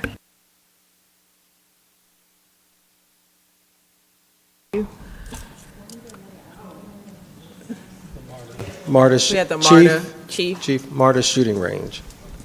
Oh. The MARTA shooting range. Is that? Okay, great. That's excellent. Thank you. Unless you want to wait till about 11 o'clock tonight. No, I'm good. Okay. We're good right now. I'm not here at 11 tonight.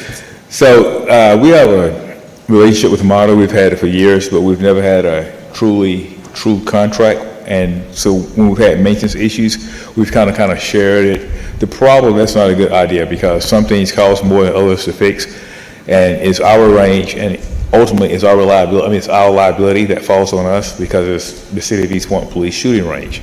So we had an incident about a year ago, and I felt like we had a formal agreement because it's specifically our range and the liability falls on us. We had a liability issue, we immediately fixed it, but I think that if a person uses our range, they should rent the range like anywhere else. So what we're looking at is renting the range for $3,000 a month for the first 10 days of the month to MARTA Police Department. That includes weekends, so the 1st through the 10th would be their days, and then from the 11th through the end of the month at our days, and they'll pay us a fee of $3,000 a month. Yep. I'm sorry, Madam Mayor, may I ask Chief to expand on the term? How long do you want? Because it's another governmental entity, you know we can go up to 50 years. I'm not sure if, Chief, you want to do it for that long, but we need to have the authority from the council on how long you want that contract to exist. I think we should do it for 5 years, and then it's renewable upon every year like you suggested. That'd be perfect. And we can revisit it in 5 years. Oh, I'm fine with that. Okay, so Is it written? You have it written out? No, so we had a draft, but we've gone back and forth and have changed it a number of times. So it wasn't on the agenda, as you know, we got it added this evening. And I can have something to you emailed this evening, actually, because now that we have some firm numbers and the length of time, and you can look at it in preparation for the 17th. And it doesn't have to go on consent if you have more questions once you get the draft. thank you, Chief. We have, thank you, Councilman Atkins. Yes, so I just want to make sure that I'm understanding the terms. Madam City Attorney, the 5 years, is it a one-year contract with 4 options to renew, or is it a 5-year contract with, so my question about that is the amount, the monthly rental amount, the $3,000, is that what the market is, like, how do we come up with that amount? So if we get locked into a 5-year contract and really the value of that is greater than 3,000, then we're stuck for 5 years. So that's a part of the impetus for the question. How do we come up with the 3,000? I just want to make sure that we're in market on that. Yes. You want to go? I can go, yeah. So we've had multiple meetings with MARTA, and that's how we came up with it. We met with their controlling body as well, myself as city attorney. I think the mayor may have been there, the previous mayor was there, and we met multiple times with them to see what would be a fair market value. They actually wanted less. Yes. And to meet them in the middle, and we wanted more, right?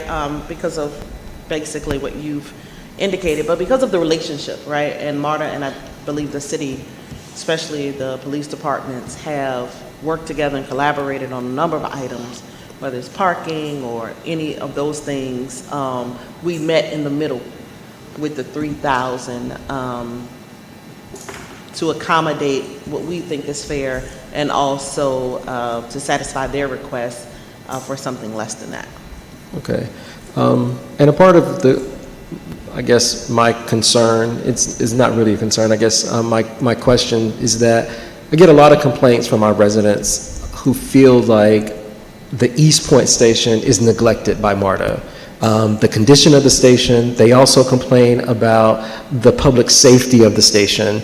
And so we're entering into this contract with this other governmental authority, and our residents have really legitimate concerns and complaints about the very station that this authority operates within our municipality. And so I just want to make sure that our citizens are also getting the benefit of this relationship. So I understand that we're meeting MARTA in the middle, but I think MARTA can do better by East Point residents who are utilizing the East Point MARTA station. So that is a concern, and us getting into a 5-year contract, it just gives me cause to pause. I just really want to think about that, because they could do better with things that they're already providing here in our city. And I just don't think that they have done that. I will say this, I did reach out to MARTA at the beginning of the summer because a lot of residents have told me the same thing about the MARTA station. And I asked them to put a car there with an officer, and they have put cars in officers because I said, you know, we have a car on Main Street, but they don't see any presence from MARTA. So they did do that. I have to check recently to see if it's still there, but I do know they want to make sure this is a safe area, and they want to make sure the MARTA station is safe. And I've complained to the chief about this. Yeah, but our car on Main Street at the MARTA station, that's our personnel policing their property and their station, where their police should be policing and monitoring their station. So again, we're giving to MARTA, and I think our citizens still have very legitimate public safety concerns, and they have concerns around the general maintenance and upkeep of that station. And I think MARTA can do better. So I'll wait to get the draft from the city attorney and review it. I just have a little cause for pause on the number of years. And I just think that a true partnership and collaboration, I mean, we're serving a shared constituency, they just can do better. I'll yield. Councilwoman Caldwell. Thank you. To Councilmember Atkins' point, I'm not sure if this was covered, but is there a out for within the 5 years if there is okay. Yes, we always put in our agreements an option for the city to terminate for convenience, also for breach. But we do have to provide written advance notice, and I think in this one it's 30 days. Okay. Thank you. Councilwoman Martin Rogers. Thank you, and Madam Mayor, may I ask the city attorney just a few questions? In this document that's being drafted, is there any way that we could, I guess, somehow work collaboratively with MARTA to have a MARTA accountability report, or adopt some sort of resolution centered around the cleanliness of that particular station. And not only that station, there's a bus stop in Ward D that is constantly overflowing, but because of the relationship that I have with the council member in Atlanta, we work collaboratively to keep that area, that stop clean. But those are my first two questions. Is there any way that we can kind of draft a MARTA accountability report? So the answer to that obviously is yes. However, that would be a separate issue than the usage of the shooting range. Because those are two different issues. Now, if the council so chooses to combine the issues, that provided you do X, Y, and Z and pay the $3,000, we'll let you lease it. But I think you have Marta's attention where you guys can call them to the table to address those other issues. Maybe the city manager has, his counterpart at MARTA to start those conversations. But happy to do it. I just don't know if you want to commingle those issues into this agreement for the leasing of the shooting range.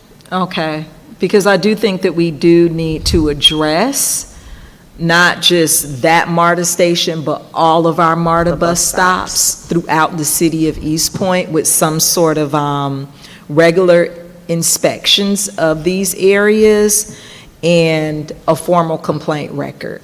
I just think that would be a separate agreement because this one is that's solely with the police department. Yeah, I mean, I know that, but I'm asking, is that something that can be done for us as a legislative body to address the MARTA bus stops, the MARTA station, the cleanliness of those areas? The answer is yes. I would, however, like to do some research to see what do we have currently and find out, because I know there are, in some jurisdictions, there are these bus stop agreements, right? And who will clean up the trash. It's almost like a maintenance agreement, right? If there's a trash can there or some type of canopy, with the little bench, and advertising agreements on those, those shelters, those bus shelters. Bus shelters. So let me find out what we currently have. Okay. And then come back to let you know, do we have something that just needs to be dusted off, or do we need to start anew? Thank you. And when will you be able to get back to us? Let's do it the first meeting in September, if that's okay.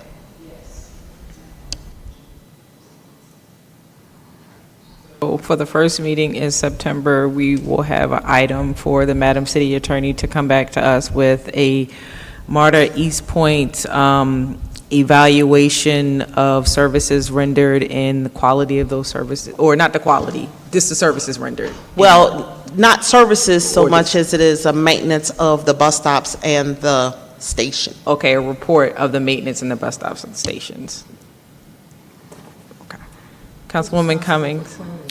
Thank you, Madam Mayor, and just kind of piggybacking on what the city attorney said, I just didn't want us to get this kind of mixed up with the rental of the shooting range, because I'm assuming that you guys have already talked about it, and that's pretty much what the industry standard may be, $3,000, and I think that's fair. I don't know if maybe we want to consider going maybe from 3 to 5 years. I don't know what that looks like, but I just didn't want us to mix it, get it, mixed in with keeping the stations clean or police presence there. That is something I think it's totally different. But, I mean, we do need to hold them accountable. And I think once we get the report back from the city manager with regards to what is currently in place, or if there's anything in place at all, then from there we can go out to see who it is that we would need to speak with when it comes to just day-to-day maintenance, cleanup of the stations and the bus stops. So I just wanted to make sure that we didn't kind of mix that in with them being able to use the shooting range. I yield. And just one thing to Councilman Atkins' point in terms of comparables, I understand that we have the relationship, and if we have an understanding about how much it would cost, and then knowing that there are other items that we may need assistance or more assistance on, then we can monetize the difference and say, just kind of giving hours, even if it's not dollars, of we have X amount of bus stops that need cleaning at X, since if the comps say we should be charging 10 and we're charging 3, how does that difference break down to hours per se? That way we're just having a clear, apples to apples understanding of the work and the funds that we are negotiating on, if that makes sense. Okay, all right. Thank you, Chief and Madam City Attorney, for that information. Shooting range just to a regular agenda item for Monday. Yes. Thank you. Okay, thank you. Thank you, Chief, for your time.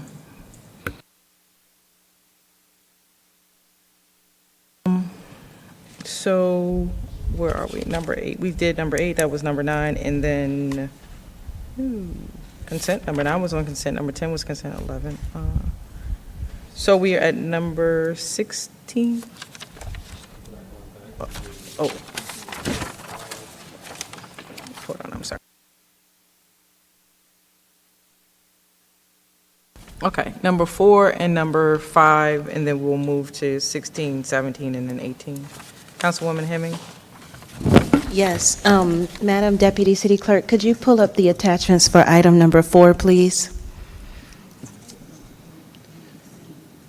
What, you labeled them? Okay, thank you. So just for council's review of this item, we have previously gotten advice written and in council sessions that maybe it's item C. I don't know how you have them numbered. Okay, let's see item B.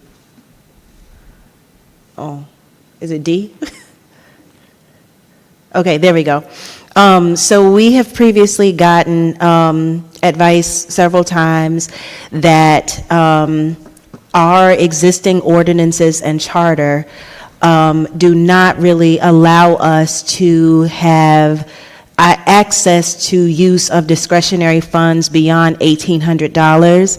If you can scroll just a little bit on this item. What I've added to your packet for this evening is a conversation between myself and the city attorney. And if you could scroll a little bit, Miss, thank you. The city attorney, I'm asking her about whether or not any existing ordinances exist that authorize us to spend taxpayer dollars and where that exists. She notes section 2-201. You could scroll a little bit more. She reads out that the things that are included in 2-201 are the mayor's salary, council member salaries, $1,800 for an annual supply allowance for each council member, a $2,000 annual supply allowance for the mayor, support for city-issued communications equipment, and then ward communication expenditures subject to the subject to ordinance requirements. I then asked her to confirm whether or not we would anticipate access to travel dollars, and she says yes. She tells us that there is other parts of our legislation that say that we would be reimbursed, for example, for travel. I then ask her if there are any other sections of our ordinance that detail whether or not we as council members may receive or spend money directly other than these two sections. And basically the summary is that that there are no other sections that exist.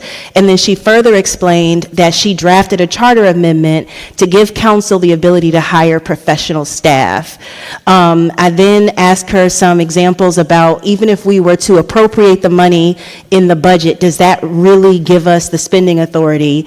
And she says that we basically need to define what those, dollars might be used for. And then I summarize and say, that if we're going to add additional dollars, we need to make sure that we clarify what those dollars are for. So the reason why I'm giving this backstory is because I'm hoping that council will see that from this public discussion, as well as other discussions we've had via email, that our existing ordinances and charter do not allow us to use the funding that we have just basically put into the FY27 budget. And if you could go to item number 4, Ms. Evans, thank you so much. Sorry, yes, that one, C. basically what I'm asking council to do tonight is to use this discussion guide or some other guide. We have previously gotten 2 attachments to the city attorney. We got one, which was a charter change that would allow council as well as the mayor to hire a professional staff. And then we also got ordinance amendments from her to authorize additional expenditures. My ask of you all is this sufficient? Don't scroll just yet, Ms. Evans, you go back to number, thank you. Is this sufficient? In the edit that she created for us, that's in, I think it's attachment B or A, I'm not sure which one, she includes some changes, but she didn't say what all the types of, or the many changes that we might want to anticipate, like what resources we should authorize for ourselves to spend. I also don't see that she has included a limit. I would propose that council not have, an exorbitant amount of funds that are available to them, but they figure out some sort of cap or limit to the amount of funds we would be willing to allow this body or others to spend. And if you could scroll a little bit more. My other question is about accountability. So I know that we have our, travel policy that's also on the books for tonight, but I'd be curious about whether or not the ordinance should speak to what level of transparency that we would want related to these additional expenditures. And then my final ask for tonight is what we're giving to the city attorney and the city manager to prepare, whether it's additional charter amendments, ordinance amendments, or policy to really authorize council to use funds in ways that would be consistent with an updated charter and ordinance. So that's the overview of the item and my ask of this body tonight.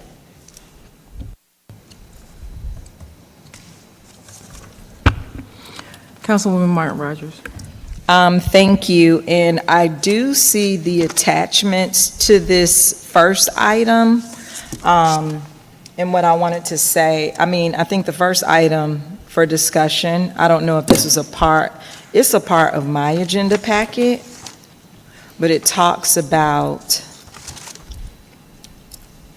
the executive assistant position to the mayor and for other purposes. And what I wanted to add what I wanted to say was this. I don't like the term executive assistant because I think that if you work in any mayor's office, these are the changes I would like to see in this particular ordinance. This is attached to what's here. I'm going to talk about that first.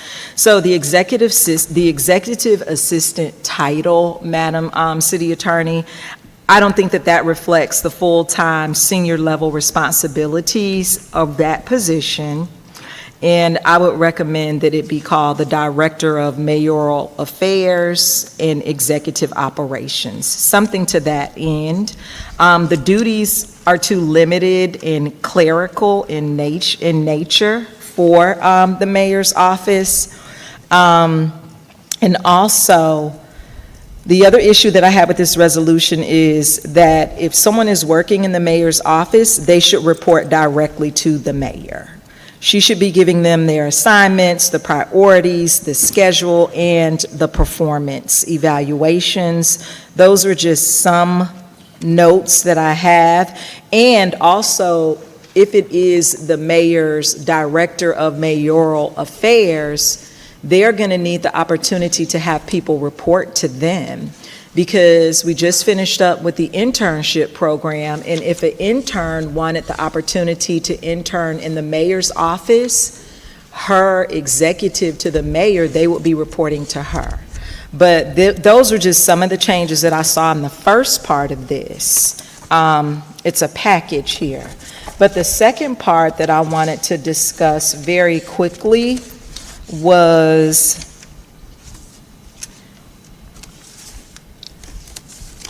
the professional services for mayor and council.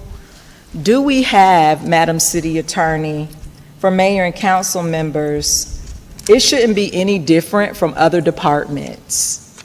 In my mind, that's what I'm thinking, and I'm interested in knowing what is the code and contracts and procurement for other professional services, And could that be utilized for mayor and council? Certainly. So for professional services, our procurement code, I think it does not, and I'm going to pull it up while I'm speaking, does not require competitive bidding. But still, anything over that amount does, a contract requires council approval, that $25,000 amount. No, I mean for professional services or for council to be able to, let's say, maybe if we wanted to use the money in our budget for a legal opinion. Does the current contracts and procurement code offer us the ability for professional services? That's my question. 1 second.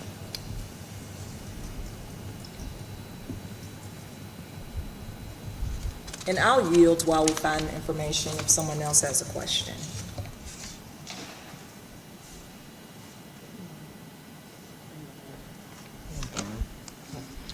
So the application of the procurement code in section 4-3102 says that this chapter applies to contracts for the procurement of equipment, supplies, services, construction, professional, and consultant services solicited or entered into by the city after the effective date unless the parties agree to its application to a contract solicited or entered into prior to the effective date.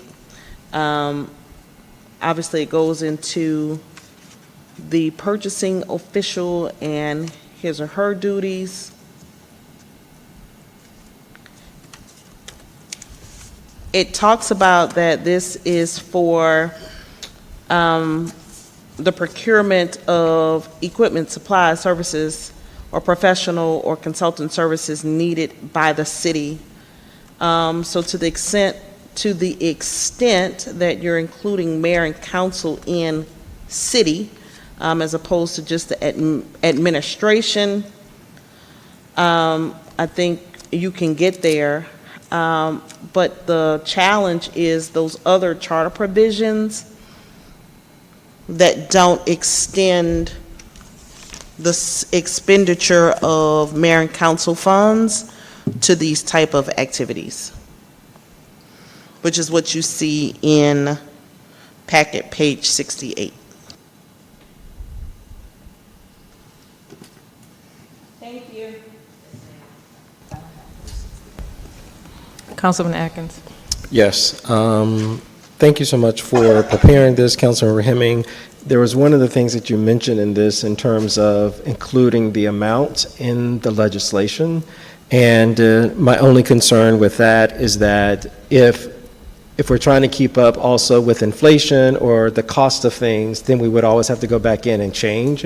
And I think that we can control whatever that expenditure is for any of these items if we would just define what those items are that we would allow for expenditures and then allow the budget to determine what would be available to be spent so that we wouldn't have to go back and change it depending upon the cost of goods and services year over year. So that would be the only thing that I would offer.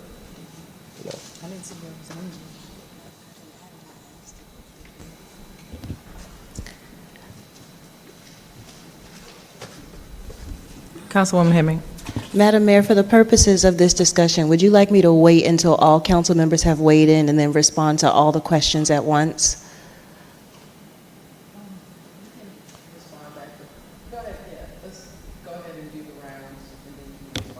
Okay, I'll answer. You can respond to Councilman Atkins' question right now. Okay, Councilman Atkins, I considered this, and I wanted to put a cap at, for example, no more than 1% of the general fund, or no more than 0.5% of the general fund. I think that my hope of capping this would be that it wouldn't be an expansive amount of funds that just grows and grows and grows without limits. So we could describe all these items, and then future councils, not necessarily us, could be incentivized to add substantial amounts of sums to this to these items. So my proposal would be some sort of percentage cap. So our current general fund is somewhere like 70 million or something like that. We didn't come close to that in this budget. 1% of 70 million, I'm not a mathematician, somebody tell me the number real quick, but it's, somebody do the math, it's 70,000? Yes, whatever it is. So if we were to look at the total general fund and say, for instance, that we would cap it at no more than 1% of the total general fund to be equally dispersed amongst mayor and council, that would allow each council member to get the same set of money with some limitation on how much ultimately would be given. So that's, I wouldn't be asking for a specific number, but a percentage of the general fund. All right, thank you. Councilwoman Caldwell. Thank you. And thank you, Councilmember Hemmings, for putting this, together. I guess my question is around the creation of the position. So the goal was to create the position, make sure that this was an appointed position. But I too take a little bit of concern with Section 3, the scope of authority and duties. Each mayor is going to be different. We have to think about this from a long-term perspective. So each mayor may be different. Some may want, someone to help out with very clerical type of things, tracking emails, whatever the case may be. Others may want a different type of, assistant to help out with strategy, whatever the case may be. I do feel like by spelling this out, it could be limiting, and maybe even potentially, I mean, if anything falls outside of this, maybe, I would like to see for us to maybe, create the role without this level of detail around the scope. And then Section 5 seems to be a little contradictory to Section 4.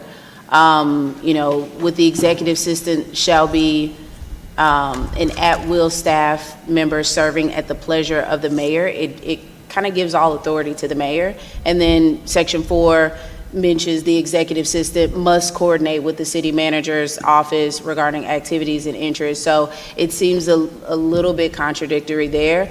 I think if this is an appointed role, the mayor has the ability to appoint whomever to this role to help the mayor's office. Those two sections just create a little bit of concern and pause for me. Sections 3 and Sections 4. Thank you for that. And just for clarification, this was provided to us by the city attorney, so I didn't draft these. Got it. So maybe the city attorney can update it, because similarly with the other piece that we got, the proposed amendments she gave us were for Section 2-102 and 2-101, and I actually would prefer to see the edits in Section 2-2010, which talks about the compensation for mayor and council. So that's the point of this discussion, is for us to review these items as she had previously given us, and then give her some directive about how we'd like to see them updated and changed.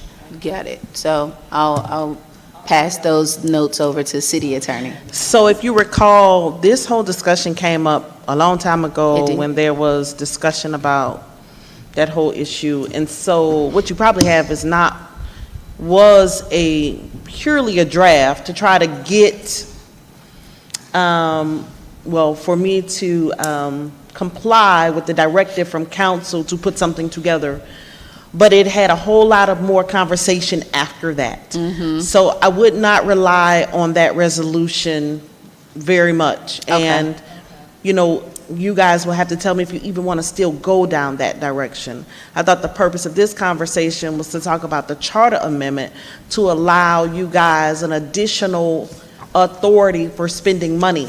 I will bring your attention to OCGA 3635-4, which provides that the governing authority of each municipal corporation is authorized to fix the salary, compensation, and expenses of its municipal employees and the members of its municipal governing authority.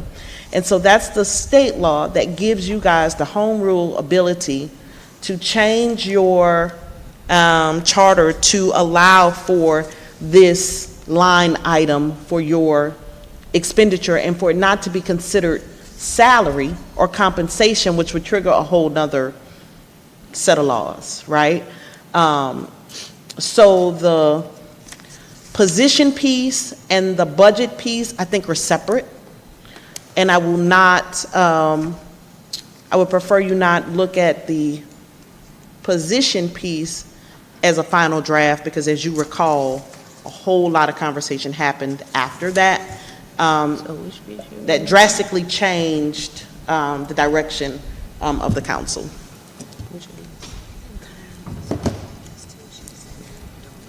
Thank you. Councilwoman Cummings? Thank you, Madam Mayor, and I saw what was there, and I did read over, and I was just trying to find some notes. First, I know, so City Attorney, you drafted, I think, the ordinance that was in the packet, correct? Did anybody even consult with the mayor on what it was that she would need? Was there yeah, I mean, it's like, I know it was a huge at the very beginning, but as far as, and I think Councilmember Caldwell kind of, touched on it, when we get into what it is that certain people need, what the mayor needs for her office, I mean, and just to say each mayor, when they come, they may have different wants and needs, or may want to move a little bit different in office than somebody either before or after her. But I think, first of all, the conversation needs to be had with the mayor on what it is that she feels that she needs to efficiently run her office.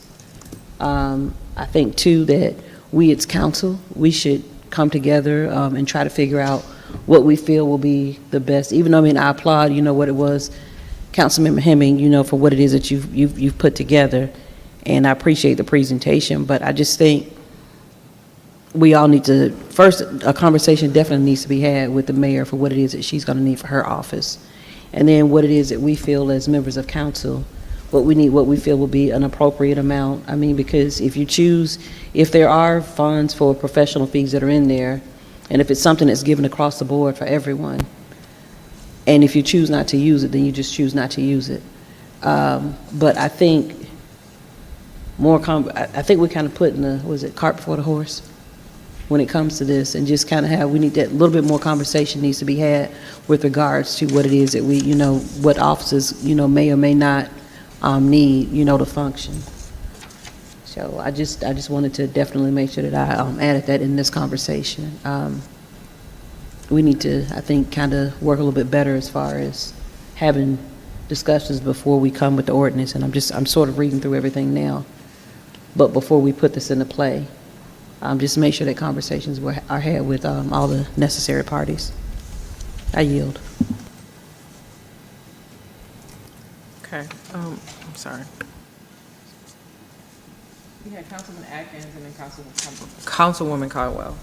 Yes, I just want to piggyback on what Councilmember Cumming and Caldwell stated, but I think that what Caldwell was stating, I am in favor of. I do believe that there should be conversations with the current mayor, but I also believe that the policy should be attached to the position and not the person. So to Councilmember Caldwell's point, what this current mayor may need may not be what a different mayor may need.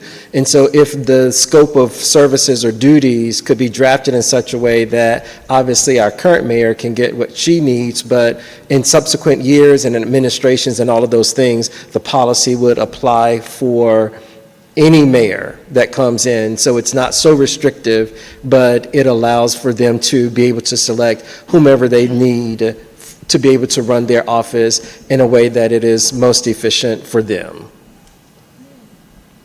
So with that, I'll yield. Councilwoman Caldwell. Just a quick question. So in regards to, and I'm looking at this again, so without looking at that other policy or the resolution, the goal is to just kind of outline what could be as far as what we might want to list, what we want to include, and then the overall, I guess, whatever it is, ordinance, charter amendment,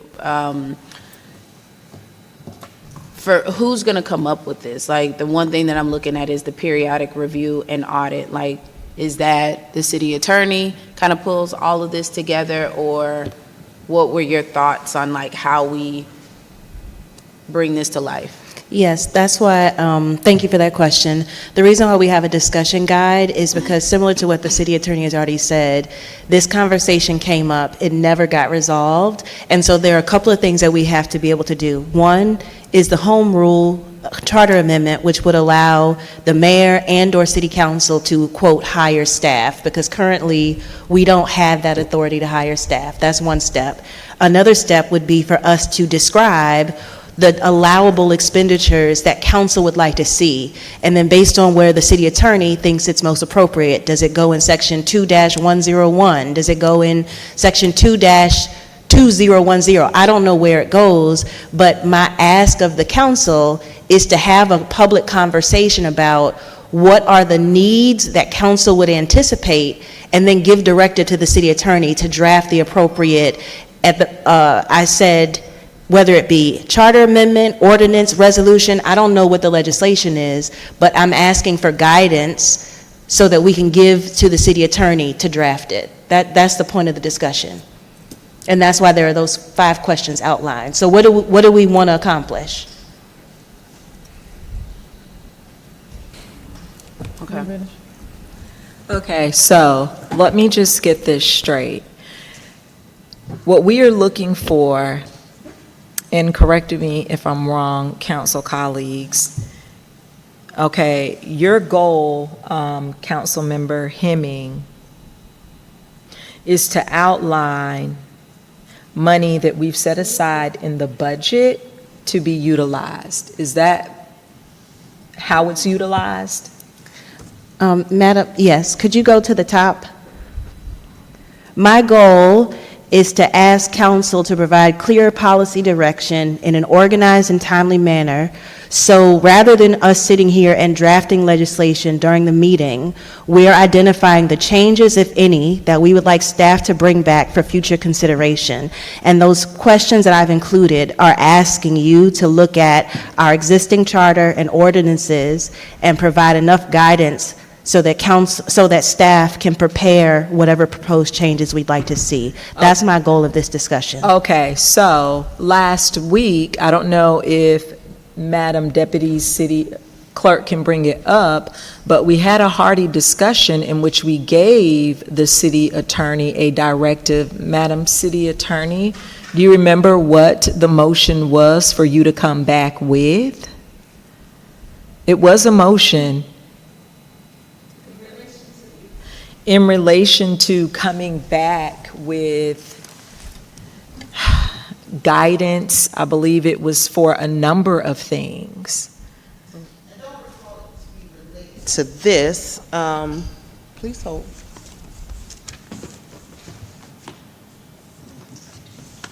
Well, I don't want to belabor the point. I will ask the Deputy City Clerk to provide mayor and council with the directive that was given in that meeting for further discussion.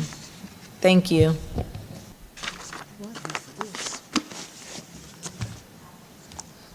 Because we didn't talk about this. I don't think it was dealing with this. All right. I'm going to let her confirm, and then I'll move on. You going to wait? No. No? You don't want? I'm going to research the minutes with the clerk to get that information, because I remember us not getting to this item, but we'll figure it out and get to the bottom of it. Thank you, and I'll let it go. Okay. Thank you.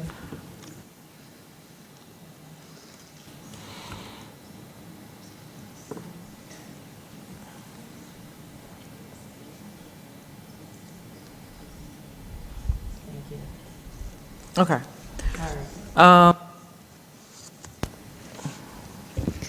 Madam Mayor? Yes. I also just wanted to note for council that when we made I can't remember the date, but when we made the amendment to the budget, So when we were talking about the roughly $2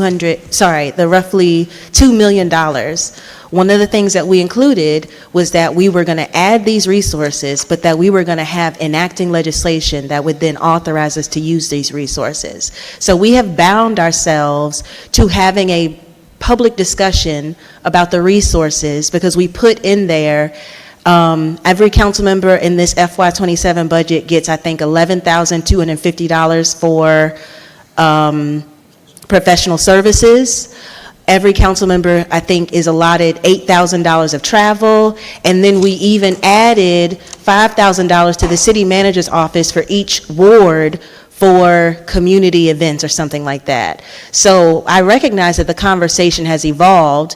I only attached prior drafts just to show council that we've been talking about this at least since January, and we have now bound ourselves with the motion that we made for the FY27 budget that we would have legislation to authorize these expenditures.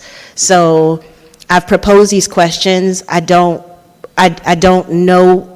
I can't ask you any other way but to ask these questions here.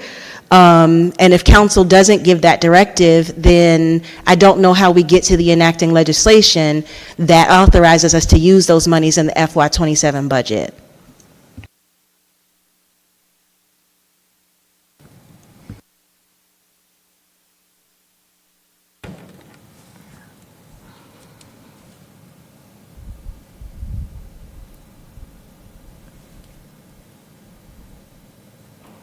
So, Madam City Attorney, does the ordinance allow us, the budget is an ordinance, right? So essentially, when you pass the budget, it's a legal document and it bounds us automatically by default, yes? Yes. Okay. Pass the budget ordinance to allow private inclusion. Okay. All right. Honestly, I tried to prepare like 20 different statements, but here's what I have basically come up with. For the purpose of this, I want to specifically focus on the mayor's office, and my position is that the charter should control it. I'm not asking for broader administrative authority. The mayor office needs the ability to carry out the duties already assigned to the mayor under the charter, and while I appreciate the effort of transparency and the work that has been done to kind of detail what is in the mayor's authority and in council's authority, I'd like to further say that any person assigned to support the mayor's office will be limited to supporting those same lawful duties and would not have the authority beyond the mayor's authority. So the question I want to answer are very simple. Understanding the staff and resources that are already authorized by the mayor's office and the expenditures that are allowable to the mayor's office in the budget, and what administrative processes applies to those, and if there is a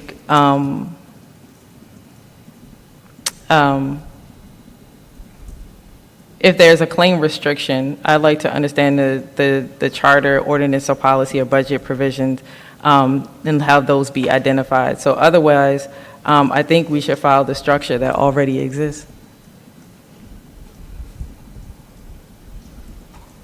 in terms of the staffing from my office, for the mayor's office. And to other council's point is that if it comes along later on, then I definitely support making it a more clear and easy process for anyone coming in after this. So if this is what it calls for right now. But in terms of my office, I would like to have, make sure that I have the staff to support me at this time. That makes sense. Councilman Atkins. Yes, Madam Mayor, I just want to make sure that I am understanding what you're asking, and maybe the city attorney or the city manager you're saying that because right now there is a person in your office supporting you that is on loan, and that person who is on loan, reports technically and legally to the city manager, correct? That's correct. So an ordinance would allow the mayor's office to hire their own person, and that person would report to the mayor. Because right now, it is my understanding that the support you have in your office is not permanent support, but it's temporary support. They were moved there until we got something in place. But I thought that I heard that you just say that you wanted to stay status quo, because that person technically and legally reports to the city manager. Thank you, Councilman Atkins. And so to that point, my question is, that person that is in my office right now, she's under assignment. Is that accurate? So the length of that assignment can or cannot be for the duration of the administration in place? It could be, Madam City Attorney, I guess the assignment can be as long as it can, but the person legally and technically reports to the city manager if the assignment is 1 month, 2 months, 1 year, 3 years. So the ordinance allows the mayor's office to hire their own person and have that person report to the mayor, which is why I thought we were going through this exercise so that it would be consistent with the charter, because right now the charter does not give the mayor's office the ability to hire a person. Right, but the charter does give the mayor the ability to appoint, right? But no, the city attorney shaking her head, so I'll let her respond because, yeah, doesn't. So the ordinance would allow the mayor to, in essence, hire whomever the mayor would like to work in the mayor's office and for that person to report to the mayor, which is, again, why I thought we were going down this road to make sure that it is consistent with the charter. Is that correct, Madam City Attorney? That was the advice and the opinion that you gave us, and that's what we agreed to do, which is why you started working on the ordinance in the first place. I started working on the ordinance in the first place because you guys gave me that directive. Yes. And it was a lot of discussion around this. And I'm not sure or don't recall what happened that it was not resolved at the time that the discussion was occurring. I do know, however, that it was put back on the agenda by Councilmember Hemming to have this discussion, and I imagine to resolve the issue. It probably was triggered by the budget and the line item for the city council members and the limitation in the charter about the spending. So other than that, I don't have any further context as to obviously the will of this body or the mayor's office, but I just can tell you that the current situation is what everyone has explained, that the current staff reports to the mayor, and that the current charter does not give authority for the hiring professional services or for the mayor to supervise an individual. Right. Okay, so I just want to be clear. The city manager, when you say hiring, HR hires, so they execute the administration of the hiring process. And the position of chief of staff is, I believe, the position of chief of staff is actually, I believe, advertised right now by the hiring authority of the city, which is the HR department.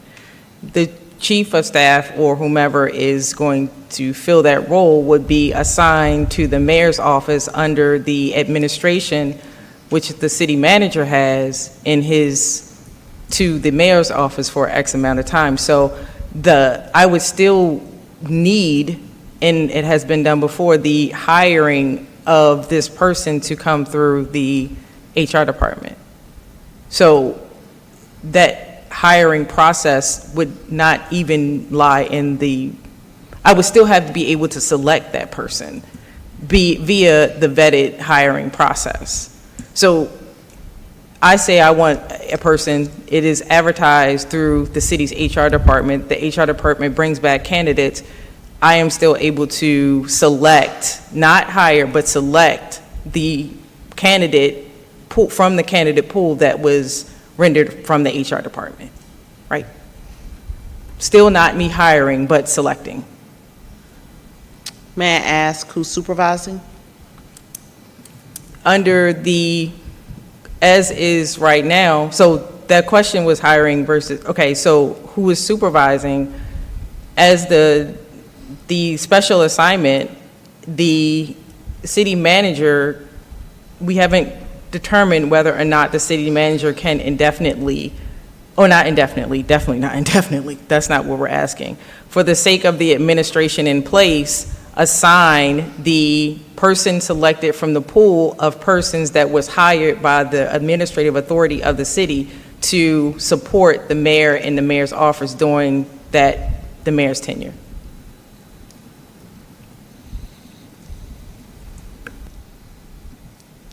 I think at this juncture, I will say that I can opine as to what the current state of the charter is, the current state of the code, and the conversations that were had months ago about the directive that you guys gave the legal department to draft this stuff in the first place.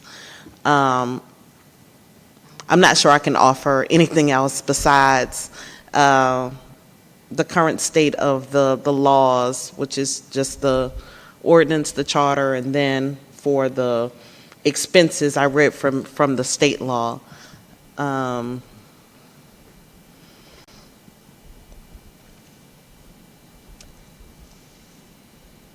The rest of it, I think, is nuanced, and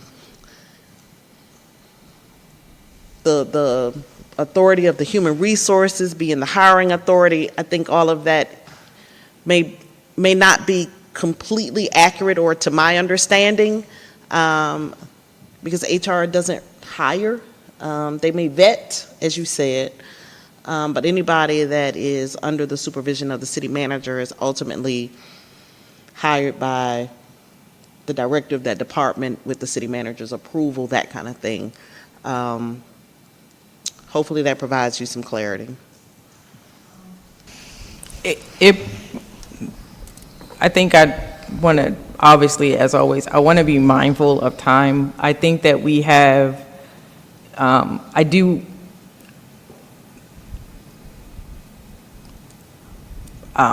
want to belabor this because I'm not going to be able to get my thoughts together for all of this, but I think what I've stated, and what I need to understand, then I'll ask this question: how has the process for staffing the mayor's office previously been executed?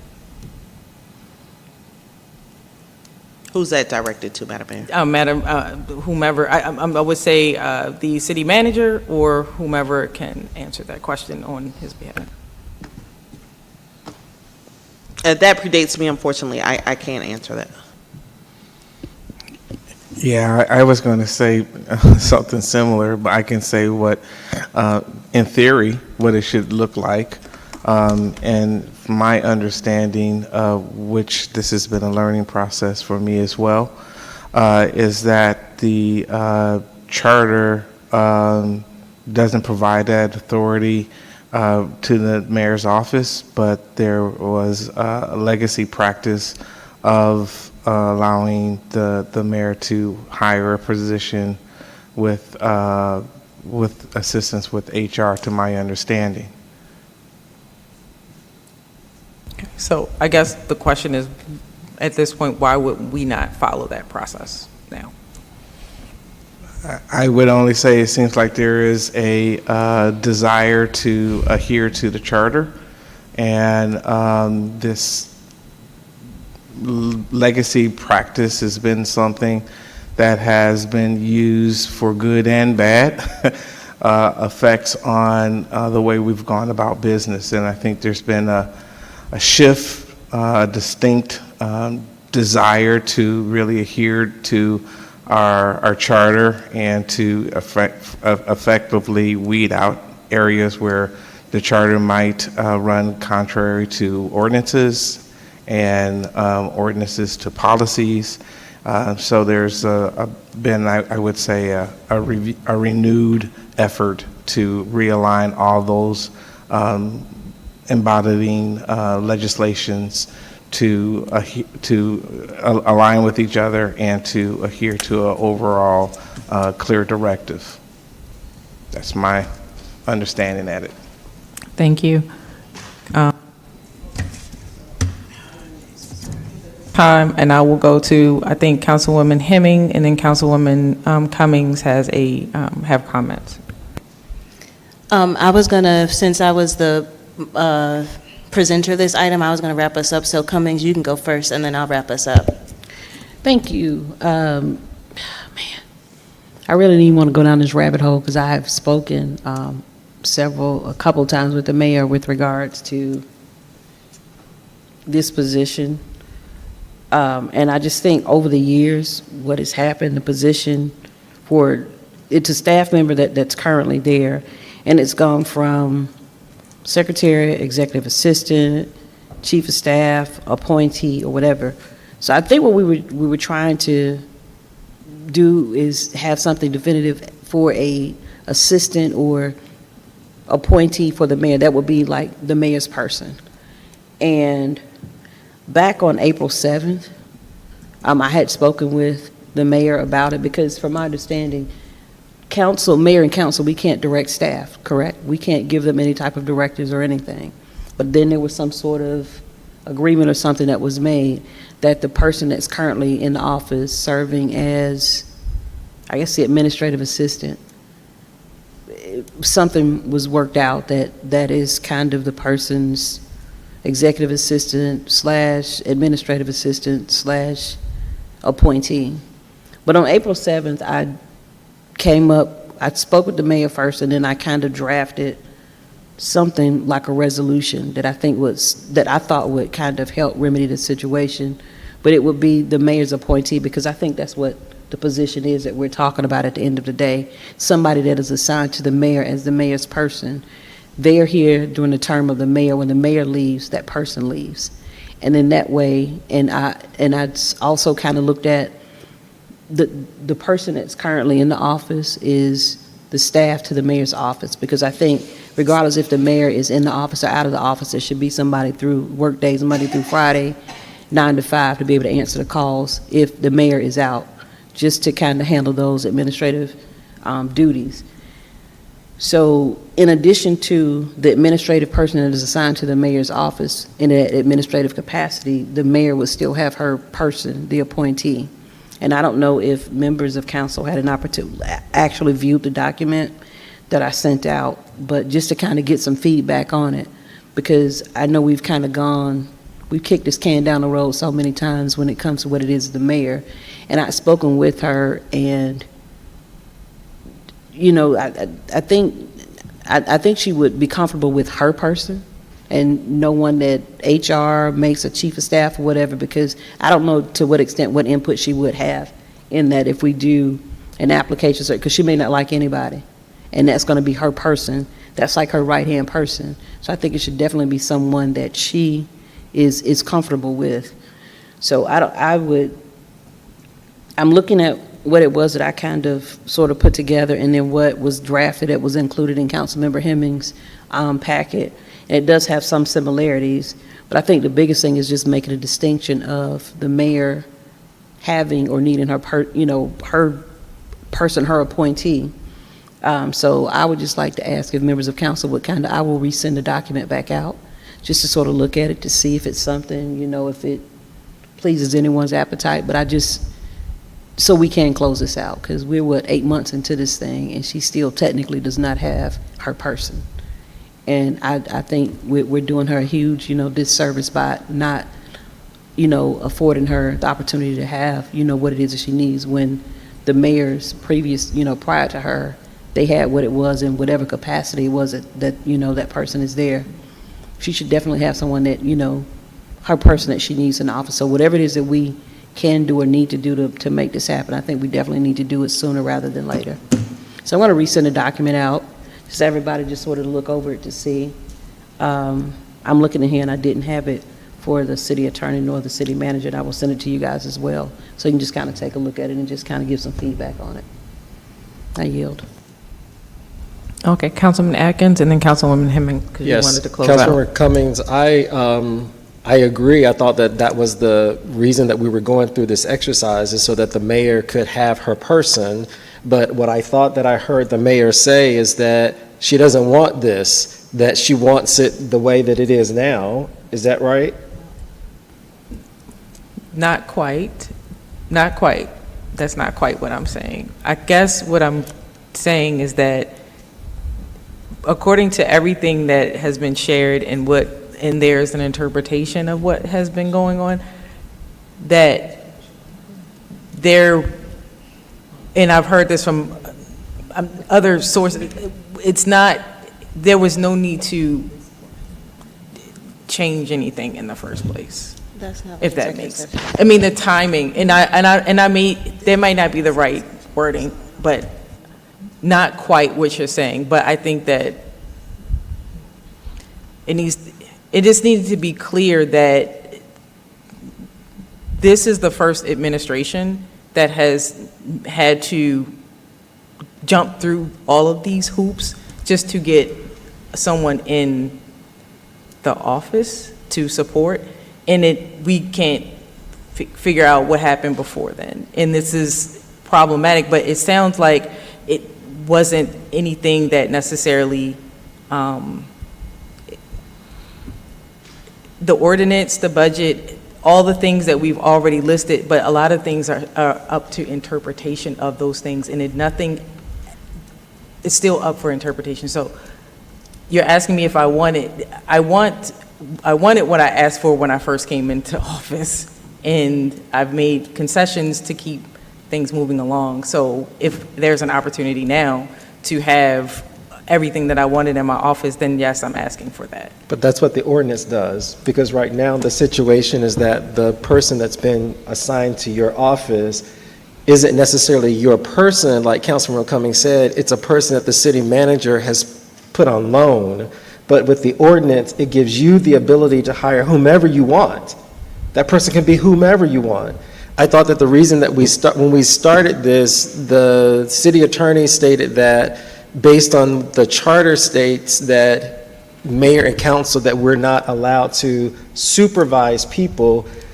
So even the person that's tasked to your office still reports to, technically and legally, the city manager. The ordinance allows you to hire whomever you'd like. You supervise them, you give them directives, you do all of those things. So that's what I thought that this was for.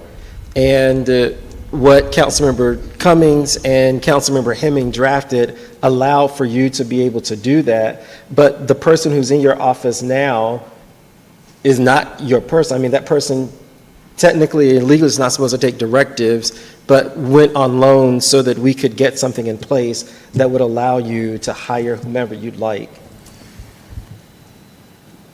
That's what I thought. That's what I thought that this was allowing you to do. Thank you, Councilman Atkins. I just want to be mindful of everyone's time as well as we move forward. I think we have one more round from everyone.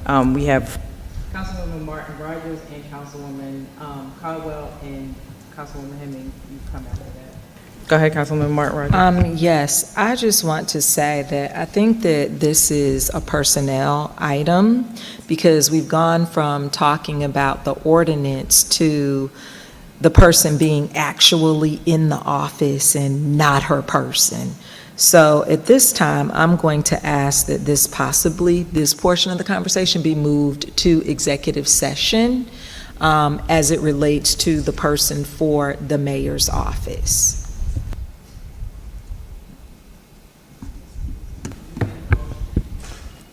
Oh, I don't have a motion. I just didn't want, I mean, is that the last item? Okay. Well, no, we have I don't have a motion, but what I'm saying is the person in the office has now been identified. I don't think that it is, Session requires someone to make a motion. You don't have to go into it now, but it needs to be the will of this body to take the conversation as a personnel item to the extent you're discussing an individual. Okay, so Do we want to, or what? What do we want to do? I'm not trying to have a personnel discussion. That's the problem. But it is already, I know that you aren't. This is about a policy and whether or not we have policies to allow hiring. And it has turned But- into a personal conversation. The reason why I don't support going into executive session is because this item has devolved into a conversation about individual actors or people. I am asking as a legislator, if we have already been described several times that our existing charter does not allow mayor or anybody from council to hire or supervise anyone, and that our existing compensation section limits what we can have to travel and $1,800, I'm asking council to give directive to the city attorney to update the policies. I'm not interested in having a personnel discussion. I'm not interested in having a conversation about individual people. This is about our existing policy and whether or not it aligns with the existing practice. And the question was asked, why now? Why now is because in reviewing the charter and the ordinances, reading the budget, I was curious why council would be authorized $11,250, but the ordinances say that our expenditures are capped at $1,800. So there's no nefarious motivation here. Legacy practices might have served, but right now we've been faced with an opportunity to update our policies. We all talk about the fact that the policies were adopted a long time ago. So maybe $1,800 was appropriate then. It's not appropriate now. Maybe at the time that these positions were authorized, that was the will of that council. But the reason why I keep bringing this up is because it's undeniable that our charter nor existing ordinances allow us to accomplish the goals that I've heard people say they want to accomplish, which is to hire professional staff for the mayor and council and to authorize expenditures. In the FY27 budget, there are thousands of dollars that we have said we want to put in there. And the motion that we took to add those items, I asked for enacting legislation. So that's the purpose of this discussion. It's not an executive session item. It's a policy discussion that happens in the public. Thank you, Councilwoman Hemming. And we have one more round from Caldwell and Dr. Martin Rogers. Actually, you're on two. Thank you. I think where some of the confusion may have started is looking at the resolution or whatever that was in the beginning, one of the supporting documentation that listed out specific attributes of someone in this role. So I think we got a little personal when it came to that part. The purpose of all of this was so that the mayor's office could appoint someone that would serve at the pleasure of the mayor, and that role would be time-bound to when the mayor was in office. The other purpose of this was to be able to provide more definition or some definition around professional services spending. My only question around that piece is, as a new council member, 8 months in, maybe I need to hire someone as well. I don't know, but I guess I don't know what I don't know as far as putting it in here.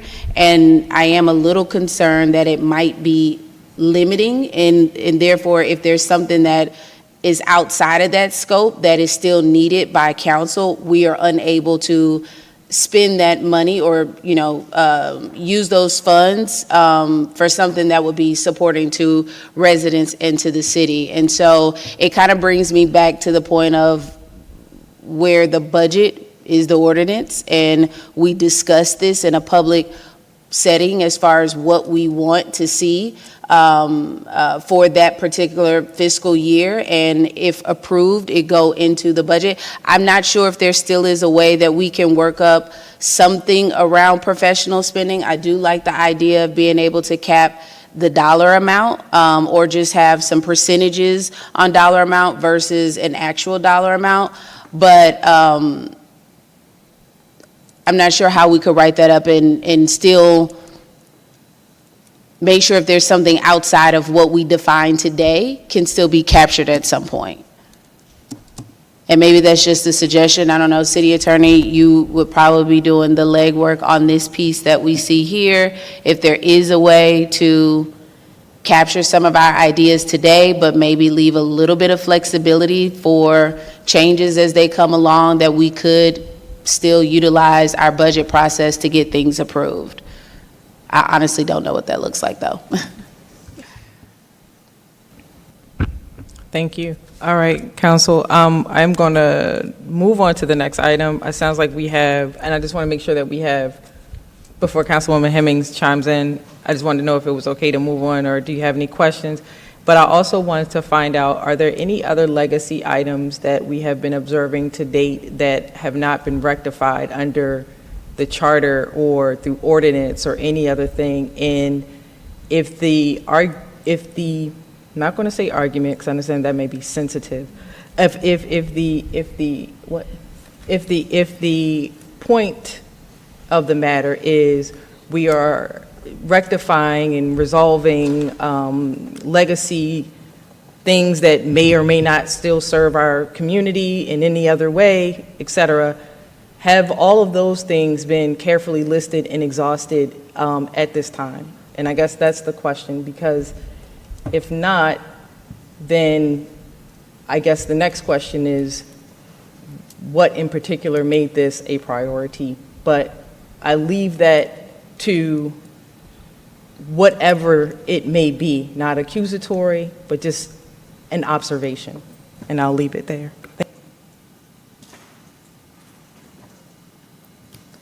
So may I close out the item, Madam Mayor?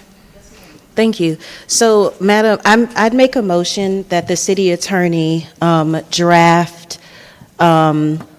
amendments, confirm the amendments to the charter that would be necessary to allow council and the mayor to have and appoint professional staff, and given the conversation that you've heard what the appetite is, propose what would be a better solution than what you previously put forward. I'd also ask you to review the sections of 2-101 and, 2-2010 that relates to the compensation of mayor and council, and to identify if there are additional amendments that you'd recommend to allow staff to have, to allow council to have, for example, communications or other official resources. And then finally, if there are any necessary additional resolutions, I'd ask you to draft those. I know that that doesn't have a lot of teeth, but I think that you've heard the discussion tonight, and my hope is that you could draft something that council would then have to react to. And before I close the motion, colleagues, when we authorized these amendments, we said that enacting legislation would follow.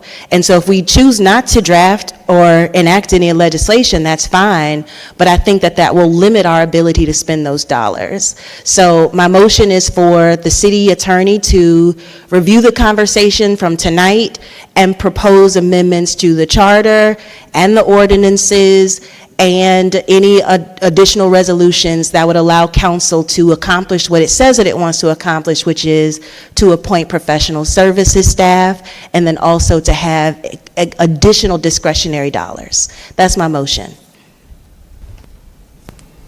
I'll second that. You have a second? Any discussion? Yes. Okay.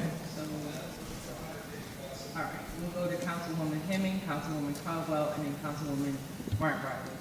Oh, you're out for discussion? Okay. Oh, yeah. Councilwoman Caldwell, and then Councilwoman Martin Rogers. So I just would want to make sure that we can still potentially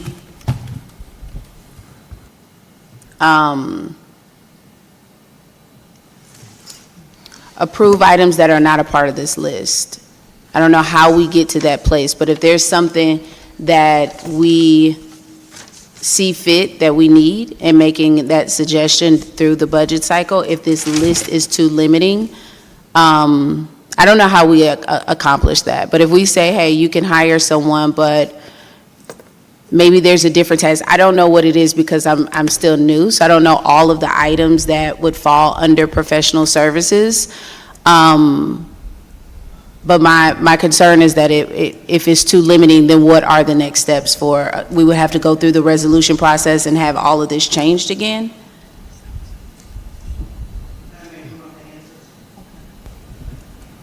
Yes, please. All right, so to answer your question, I just want to bring your attention to page 68 of the packet, please. At least that's the page on my packet. Okay, that's page 68.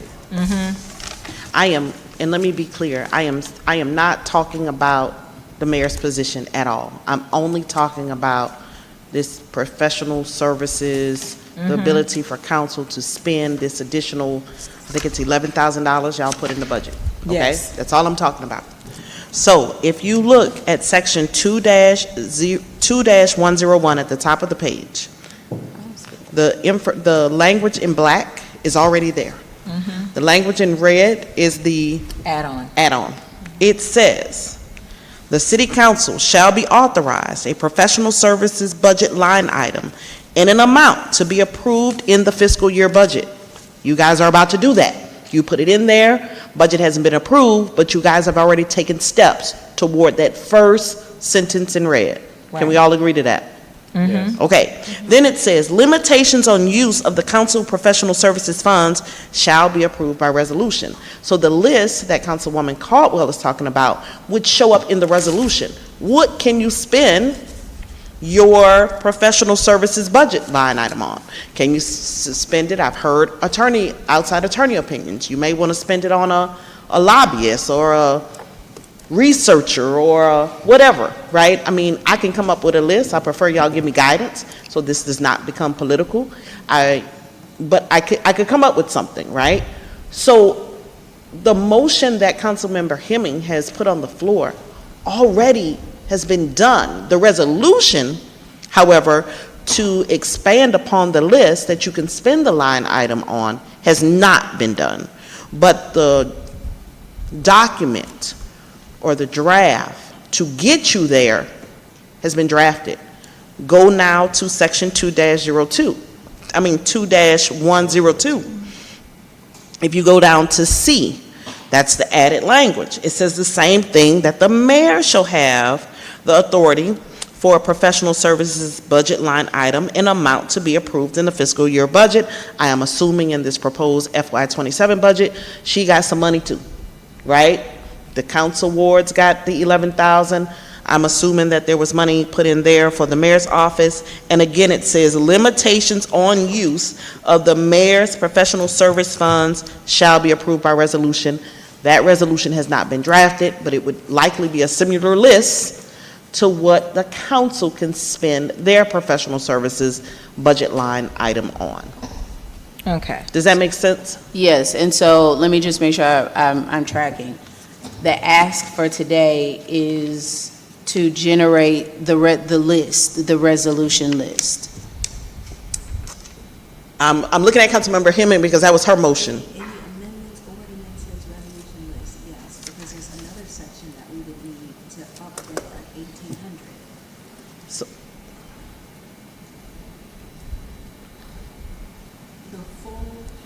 You got to use your mic since we're in a public meeting. Thank you. What I'm asking for is the full range of policy documents that allows council to do this. So here's the charter amendment, but there's also in the ordinances, section 2-2010 that limits council allowance to $1,800. So what I'm saying is whatever amendments we need to both the charter, ordinances, and then resolutions to describe what these fees are, or excuse me, to describe what these funds are is what I'm asking for. And to your point about constraining the list, I think that there are some, and maybe this can be part of the city attorney's research, we can look to see what some traditional uses of this type of funding would be used for. I know in other metro Atlanta cities, they have, for example, an initiatives fund. So if they want to fund a project in a neighborhood that's a part of their district, they might have funds allowable for that. There could be expenditures for communication. There could be any number of them. I'm just saying that we have to enumerate them, because if not, how do we know when we have operated outside the bounds? If there are no bounds and then we spend money, so I'll give an example. If I say that I'm going to use my professional services on a legal opinion, we know that one of our council rules also says that to get a legal opinion, you have to have the majority of council. So am I violating the ordinances by using my professional services to get a legal opinion? Like, there's so much gray and ambiguity that the limitations and the bounds don't exist. And so it puts us in a position as council members to be spending money in ways that then could cause us to have ethics complaints or concerns of that nature. So this is not only a protective for the public so that they know how we're spending their funds, it's also protective of us so we know whether or not we're coloring inside the lines. I have a question. Madam City Attorney, is there a budget, is there a dollar amount that must be approved when we have to spend for any particular reason? Like, can no member of council can, at this time, as far as I know, and say, I'm going to go and spend $2,500 on whatever I want to spend $2,500 on? Is that accurate? I think the ordinance If that's currently not the same caps you at 1,800. Okay, so it's 1,800. So if you say you want to spend over that, then you would need council approval? Okay, that's what I was trying to understand. Councilman Atkins. Yes, Madam City Attorney, in that, I want to have a question. Councilmember Hemming just made a motion, I seconded the motion, but it sounds like basically with what you've just read in section 2-101 and 2-102, that motion is not necessary because it's already in. Well, part of her motion has already been drafted. That's what you see on the screen. Okay. The rest of it is the resolution that's referenced in the ordinance. Okay. With the list. And so my question really goes to the list, because I feel that that's where there's some consternation, particularly from Councilmember Caldwell, and I agree. I think that, and Councilmember Hemming was saying to list those things that we need or that we will be allowed to do.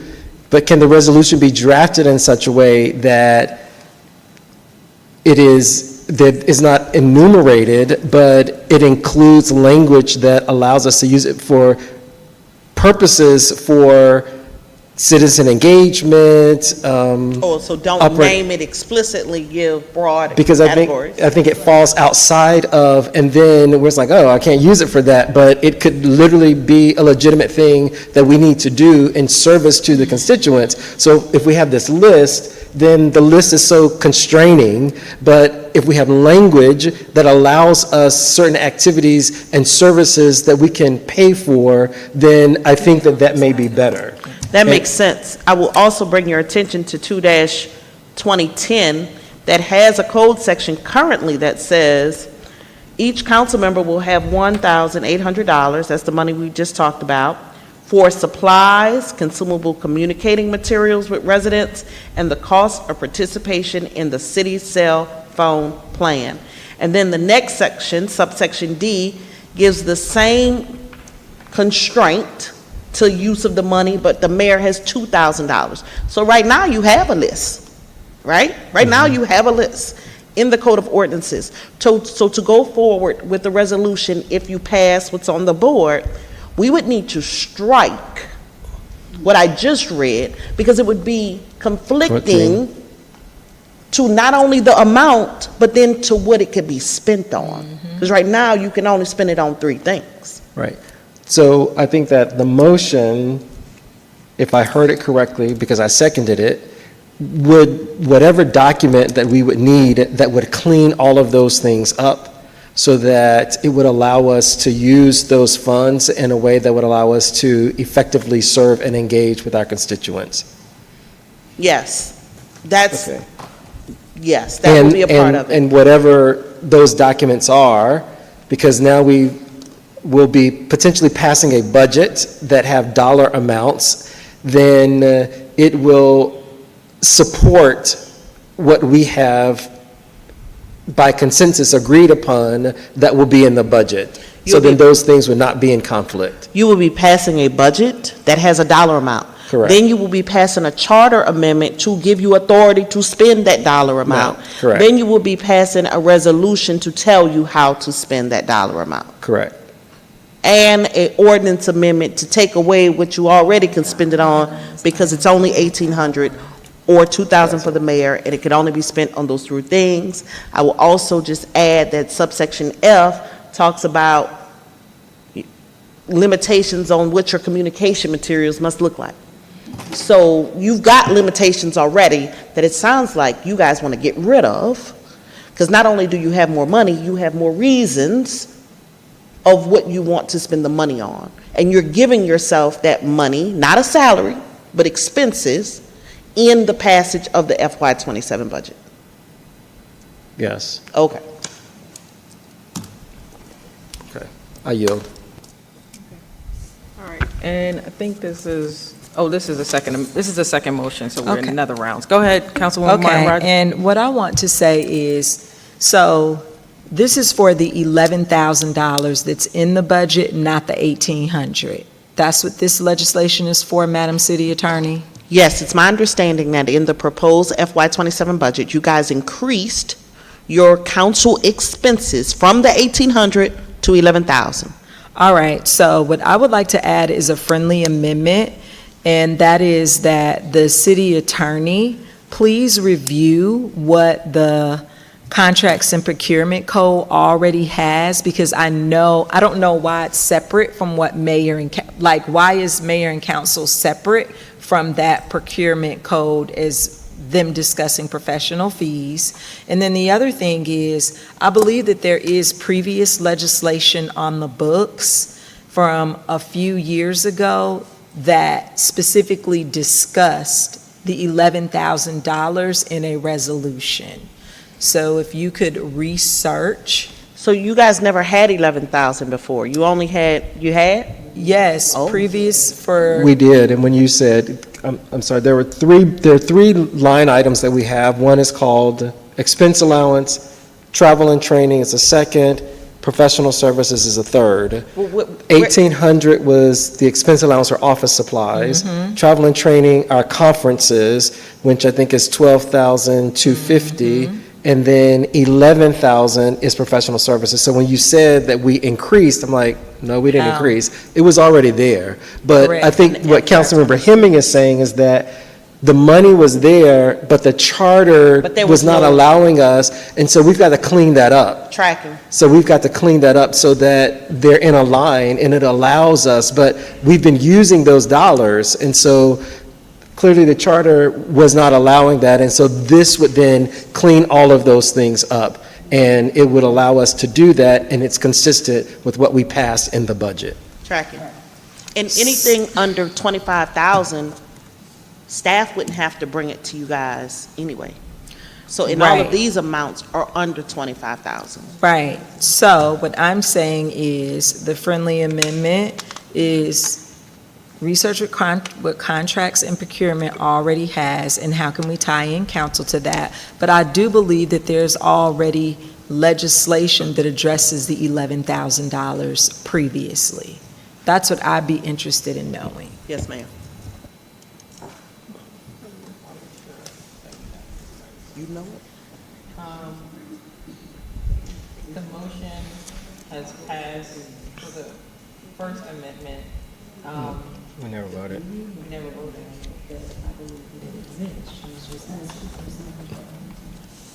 Where is that? What budget? Are you accepting the minute? Oh, so you're not, I just want to get. So Councilmember Martin Rogers asked if I accept the friendly amendment, and what I understand from the city attorney is that the procurement process is outside of this because of those thresholds. So those thresholds are $25,000 and things of that nature. So I don't think that the city, I'm fine to accept your amendment, but I don't think that that's going to resolve the issue. And then what I was saying to you, Councilmember Caldwell, is that's why I'm asking for a package. You just heard that the city attorney said there has to be a charter change, an ordinance change, and a resolution. And so that's why I'm asking her to bring back a full package for us to look at that accomplishes those goals, and then we can deliberate on the specifics. But right now, we don't have anything to react to except this.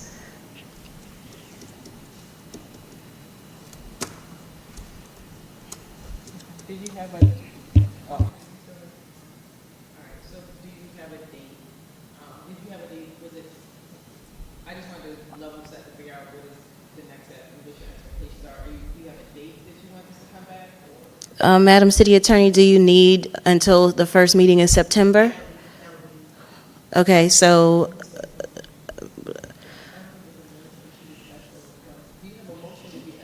I made a motion. So my motion is for the city attorney to bring back the full suite of policies to include the charter amendments, the ordinances, and any necessary resolution to accomplish what council is desiring, which is to expend professional services fees, and that was it. Did I say that was it, right? Oh, and there's also the $5,000 events budget that also needs to be defined. And that's citizen, those are like meetings, town halls, that's not an event. But I think the reason why I'm asking for the clarity is because you and I may interpret these things differently. Yeah. So let's say I host a meeting at X restaurant in downtown East Point. A citizen who doesn't know that I'm allowed to spend these funds for this particular purpose might think that I'm doing something nefarious. And so saying that these things are, but we don't ever define them, is exactly the reason why we're here, is we haven't defined them by policy. I think a better term is not event, but citizen engagement. Citizen engagement. The dollars are to be used for citizen engagement. The dollars, yes. I don't have the language, and that's why I'm asking for the city attorney to give us something to react to. Can I also ask if this, two things. I am drafting these documents based on what I think. I just want y'all to know that. It's going to be for you to react to, as she said, based on the 11,000, right? This is not the training part. That's something different. It's not obviously your salary. It's only the 11,000. And the reason why I asked that is because you also have, based on Madam Clerk, council initiative. You got a council initiatives budget as well. It needs to be all of that. Travel, training, council initiatives, budgets, all of that. And the citizen engagement dollars. That is $5,000. Tracking. And I'll accept your amendment, which is for her to review the procurement process and to find out if any other prior legislation exists that describes these things. I'm happy to support that amendment. Second. Okay. You did say time period certain by September. But the time period was the first meeting in September, which I think is the 8th, which is a Tuesday, because the first meeting, the first Monday, I think, is a holiday. Yeah. Second stands. Okay. All All right, right. council, any discussion? All those in favor? Aye. All those opposed? The motion passes.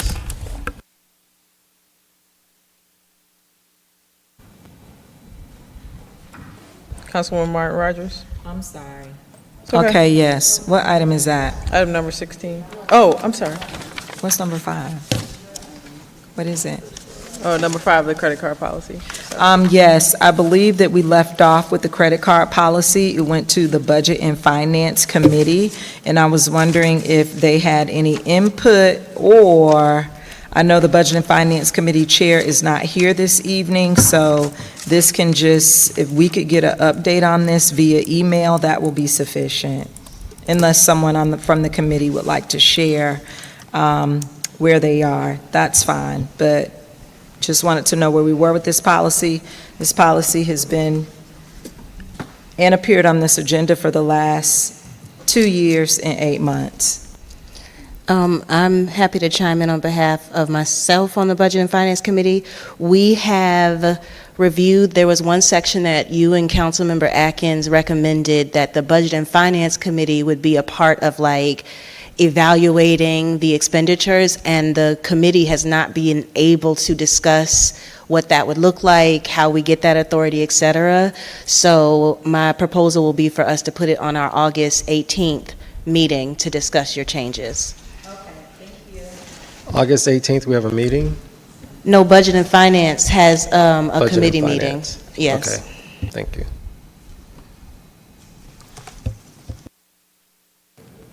Okay, thank you. Number 5. Okay, number 5, 6. We did that, 7, 8, 9. Where are we? Oh, we're at 16 now. Okay, Councilwoman Martin Rogers. Yes, thank you. And this is in our agenda packet.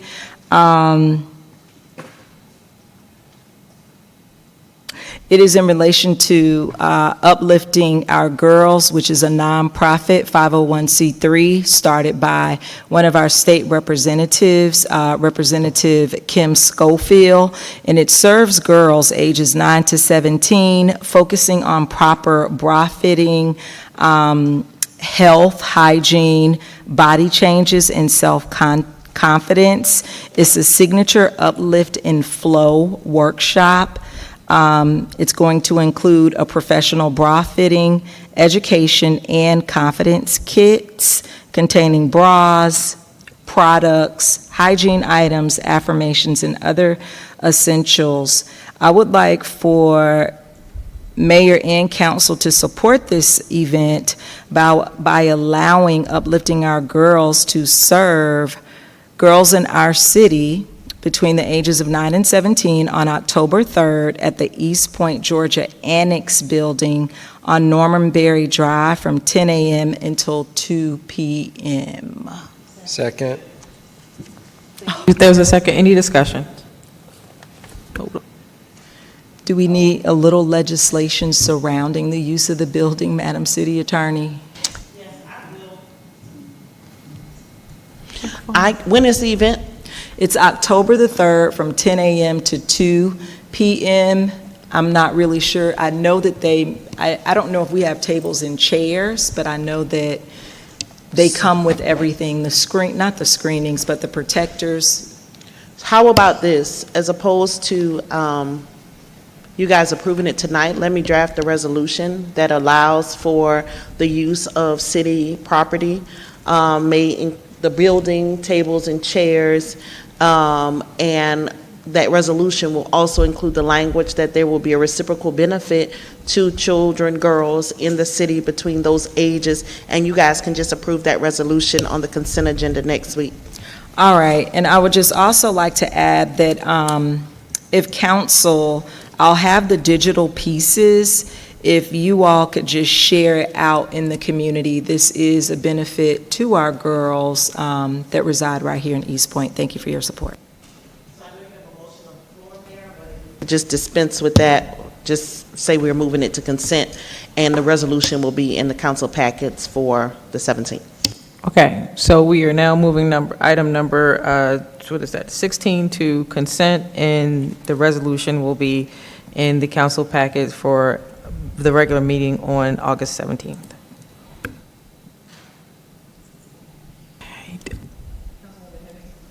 Nope. Okay.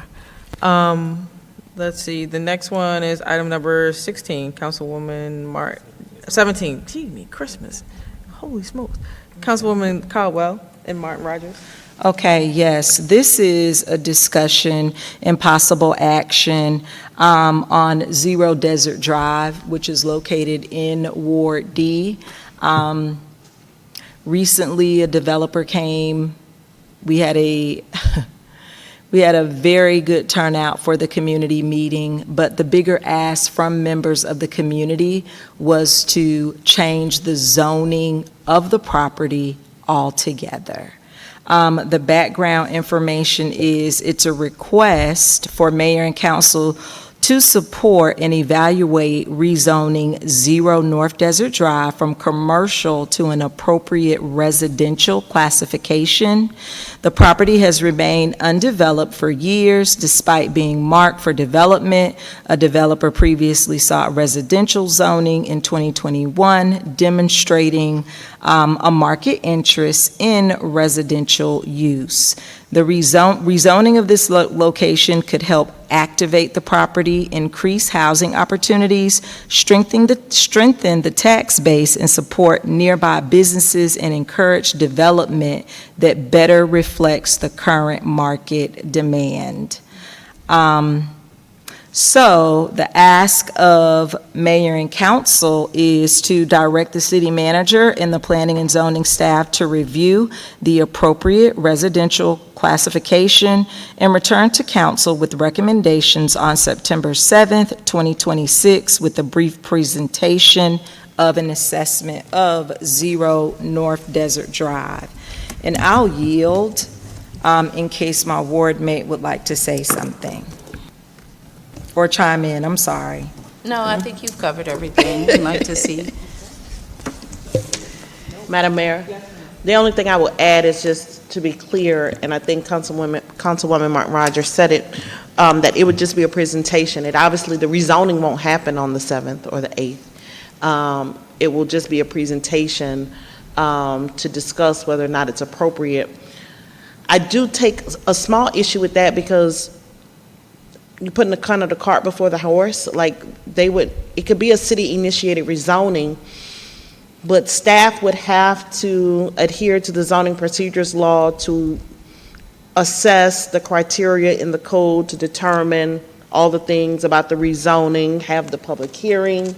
I think you can have a presentation, but we just need to be careful that we don't circumvent the process where Director Smith's staff does the correct evaluation for the rezoning. Okay. So that would be part of the motion. Could you explain that again in the microphone for the record? What should we do first? Task the city manager and his staff to initiate a city-initiated rezoning for the address, 0 Desert Drive. Okay.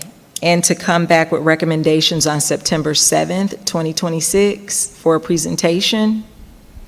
Maybe just a presentation as opposed to the recommendation.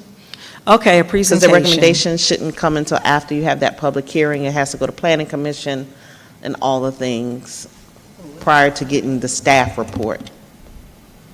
Okay. That's where her recommendation comes, in the staff report. Yes. So moved. Okay. Second for discussion. Okay, okay, go ahead. So I'm new to this process, and so my questions are me trying to understand. Is the property currently owned by someone, or is it not? Who owns the property? It's private owned.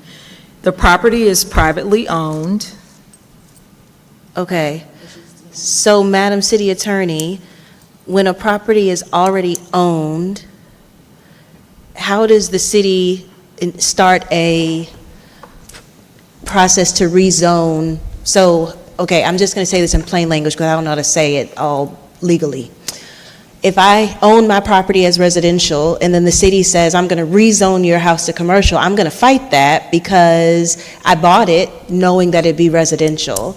And so what I'm trying to understand right now is, to your point about the process following the appropriate policies and rules, how do we initiate this without a request maybe from the developer, for example, to develop the property? Or I don't understand how this works.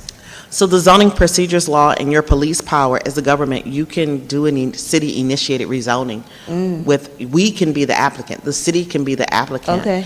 That's first. Secondly, your example is a bit extreme because that's what the whole process of evaluating the criteria, because to rezone, city-initiated, or the private property owner asking for their residential property to go to commercial, staff then would look to see, is that spot zoning? Does it qualify for rezoning based on the criteria in the code, right? Is it going to create some type of negative impact to the surrounding areas? Is it going to allow for, I don't know, a gas station in the middle of a residential neighborhood? So they evaluate the criteria, and then they spit out their recommendation in a staff report to say, we support the rezoning or we don't, and here's why. So yes, the city can initiate rezoning of any property within its city limits, and it doesn't need the private property owner's permission to do so, but your barriers or your limitations come from that criteria. Understood.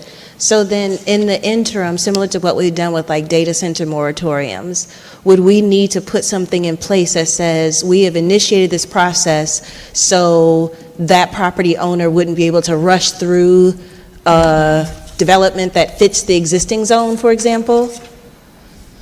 So anything that that private property owner can do by right, they can do.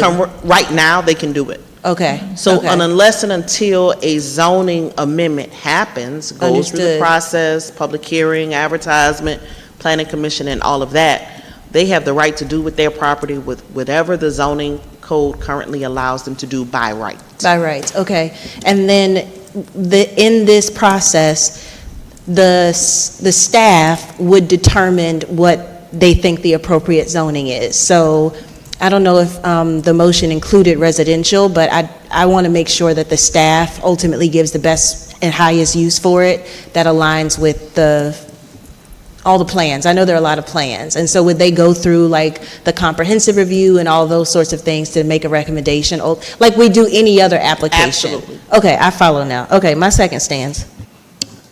Okay. All right, Councilwoman Martin Rogers, did you have something? Councilwoman Yes. Caldwell? Oh, you can go ahead. Well, I was just going to add in a little bit to what Councilmember Martin Rogers mentioned earlier. I've participated in a couple of these meetings, and many of the residents have inquired about the number of times businesses have come and requested to either rezone to something that is not desirable for the neighborhood, and just wanting to understand the process. So I do have a question for City Attorney. With this initiation, what can we expect? I do want to make sure that we, as council, as well as residents, understand what the process looks like, but what can we expect with initiating this in this presentation? What you should expect is the staff to look at a map, obviously see where the property is, make a determination as to their current zoning. I'm sure it has a current designation.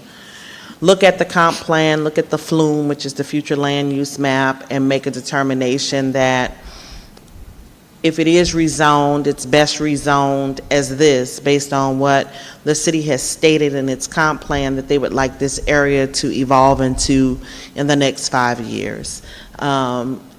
Or the staff may come back and say that the zoning currently is appropriate and it need not be rezoned. But they look at a number of documents, one being the current zoning designation, the current code, and the allowed uses, either by right or by conditional use permit. They look at the comp plan, they look at the FLUME, and they look at the criteria that's also in the ordinances to make a determination as to whether it's zoned the way it should be, based on their expertise as planners, or it is ripe for a rezoning, and that rezoning is X, whatever they say. Got it. Thank you. All right. And if that could come back for presentation September 21st, that's the third meeting. Did we vote already? Okay. Okay. September 21st, okay? All right, the second part of that is, All in favor? I do have more, but this can go. So this is not a discussion item within this item? It's in here too, it's a part 2. In the agenda, it's a part 2. Okay, well, we're going to call for it. So all in favor? Aye. All opposed? The motion passes. Councilwoman Martin, this is another section of that. Okay, go ahead. It's not another section, but it's part two. That was part one. Part two is a second component to this initiative, also working maybe in conjunction, now that I think about it, the Blighted Task Force. I would like for mayor and council to explore the feasibility of developing a small home or micro-community housing opportunities throughout East Point. I know that we recently left Savannah, and the Georgia Municipal Association did a presentation on micro-communities, and there were a lot of examples of innovative housing approaches being used by Georgia municipalities. There was also a presentation done in the city of Jonesboro. They have a little micro-home community.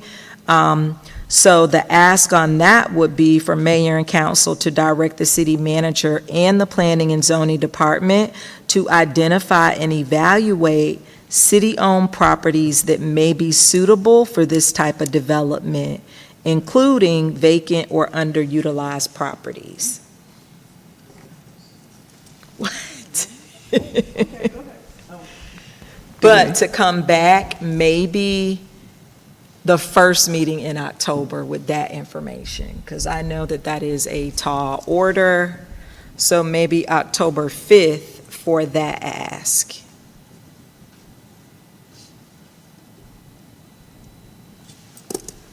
Hello?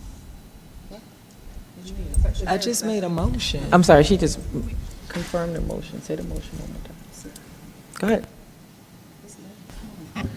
So the motion is to have them to explore the option of a micro-community throughout areas of East Point? Yes, So all we- areas, A, B, C, and D. Direct the city manager and the planning and zoning department to identify and evaluate city-owned properties that may be suitable for this type of development, including vacant or underutilized properties. So move. Motion and a second on the floor. Any discussion? I have Councilwoman Cummings, Councilwoman, she's out, Councilwoman Hemming, and then Councilman Atkins. Thank you, Madam Mayor. I support this, however, oh, that wasn't me? Go into discussion. I think Councilmember Cummings said so moved, but I really think that she meant to say second. So it's Councilmember, yeah, second. And so now we can go. I just wanted to make sure we can go in a second. Okay, so I guess my concern about this is, is this a real estate ask? If we're asking the city manager to pull together a list of properties for this development, my hesitation and concern would be that I'm trying to figure out how to say this. We expose maybe some. Would it be better to have this as a real estate item to have an executive session? That's my question to you, Mr. City Manager.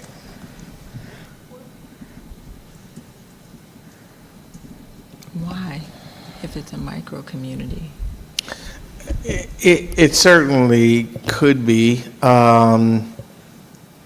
Citywide is a little bit of an endeavor, so it would take time.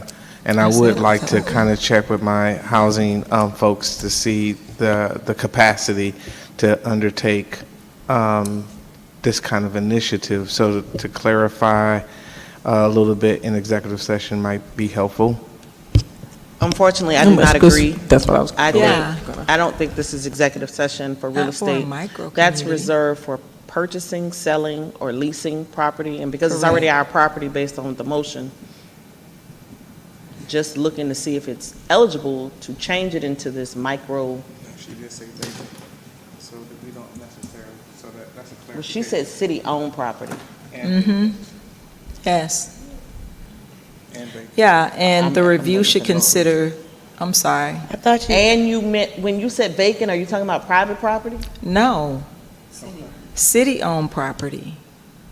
So with that, that's why I don't think it's executive session. Yes. Okay. It's not. Okay. And then I guess my clarification to this is, how does this fit into the existing like zoning rewrite process that the Planning and Community Development Department is going through? Would this be something that we would maybe have them add to that rewrite so that if there are needed ordinances that then support the development of these as micro-communities, that happens at the same time? I'd like to answer that.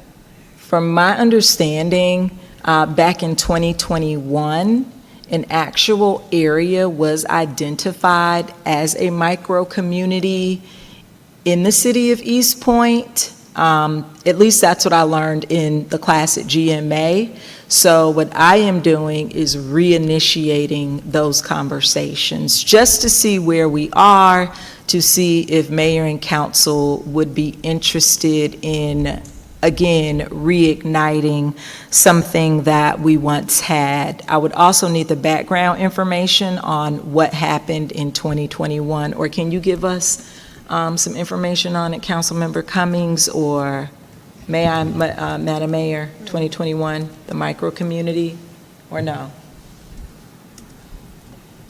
I directed the question towards Cummings, if she has any background information. Thank you, Madam Mayor. Information on this- the micro-community. I'm sorry. Do you have any background information on the micro-community? Yeah, so it was on the backside of City Hall. I think it's, was that, you're right at Cheney. Yes. That wooded lot area there, it was supposed to be a micro-community that was there. And it was, I think the deal kind of, didn't come to fruition, but the developer, he wanted to do a tiny home community. And I don't know what the kind of the back and forth was, because it was, like I said, the deal kind of like didn't happen like right when I got in the office. But what he ended up doing was, the developer, he was the one that did it, the tiny home community on Godby Road, right off of, you can see it from the interstate. But that was a developer, but it is that area that's right down on the street of Cheney. So I'm assuming that it was, that is city-owned property, or if not, I do know that there's a lot that's there that would have accommodated, I think, about 30 or so tiny homes. Okay, thank you. And I think that lot is the lot that floods a lot, the one you're talking about on Cheney, that big area. Yeah, okay. Okay, Madam Mayor, the motion is on the floor, please. I want to share that I'm not supporting this. I'm not going to vote yes on this. It's not because I'm not supportive of the micro-community, but I'm not clear on what the ask is. You're asking for a presentation on the history of micro-communities, or can you clarify what your ask is? What I am asking is, it says on page 167, as a second component of this initiative, Mayor and City Council should also explore the feasibility of developing small home or micro-community housing opportunities throughout East Point. The Georgia Municipal Association Training in Savannah offered a course where examples of innovative housing approaches being used by Georgia municipalities were discussed. Mayor and City Council action: direct the city manager and the Planning and Zoning Department to identify and evaluate city-owned properties that may be suitable for this type of development, including vacant or underutilized properties, for an October 5th, 2026 presentation.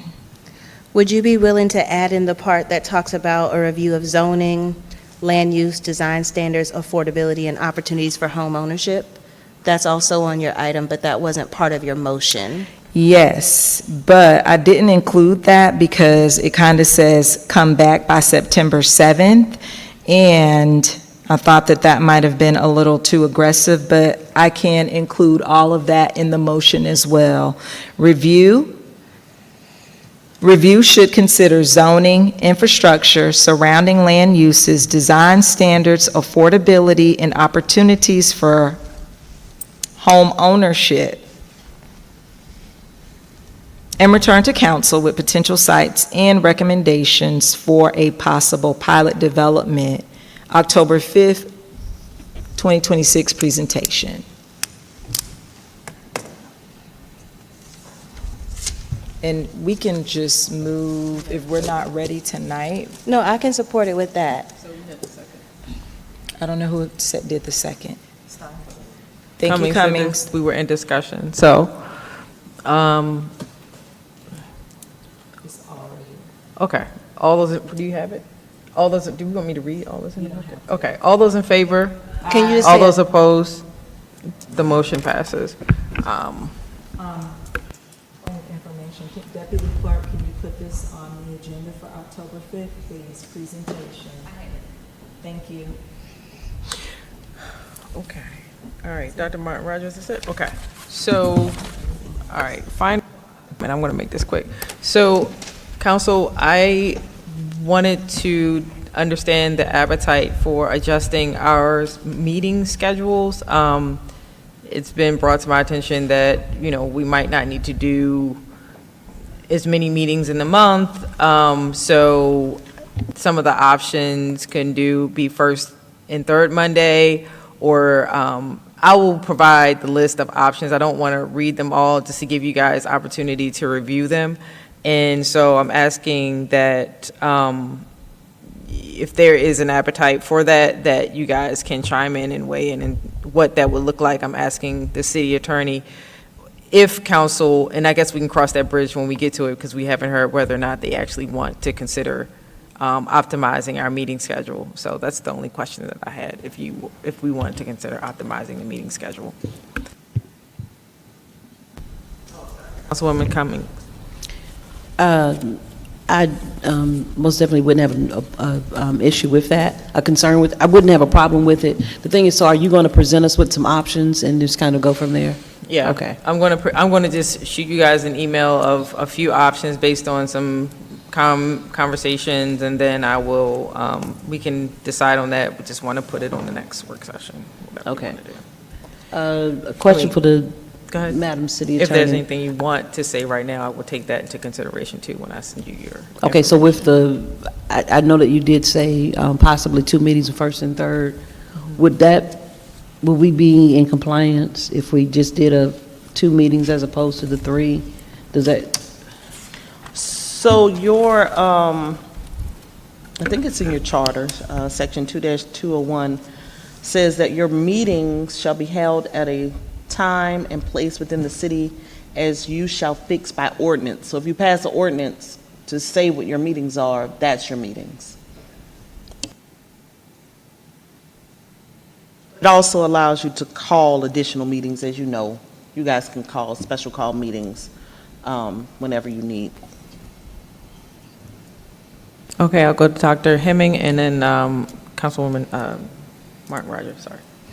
Thank you, Mayor. As you consider this, I have questions. So if we have fewer meetings, how would that impact then the length of our meetings? So that'd be one consideration.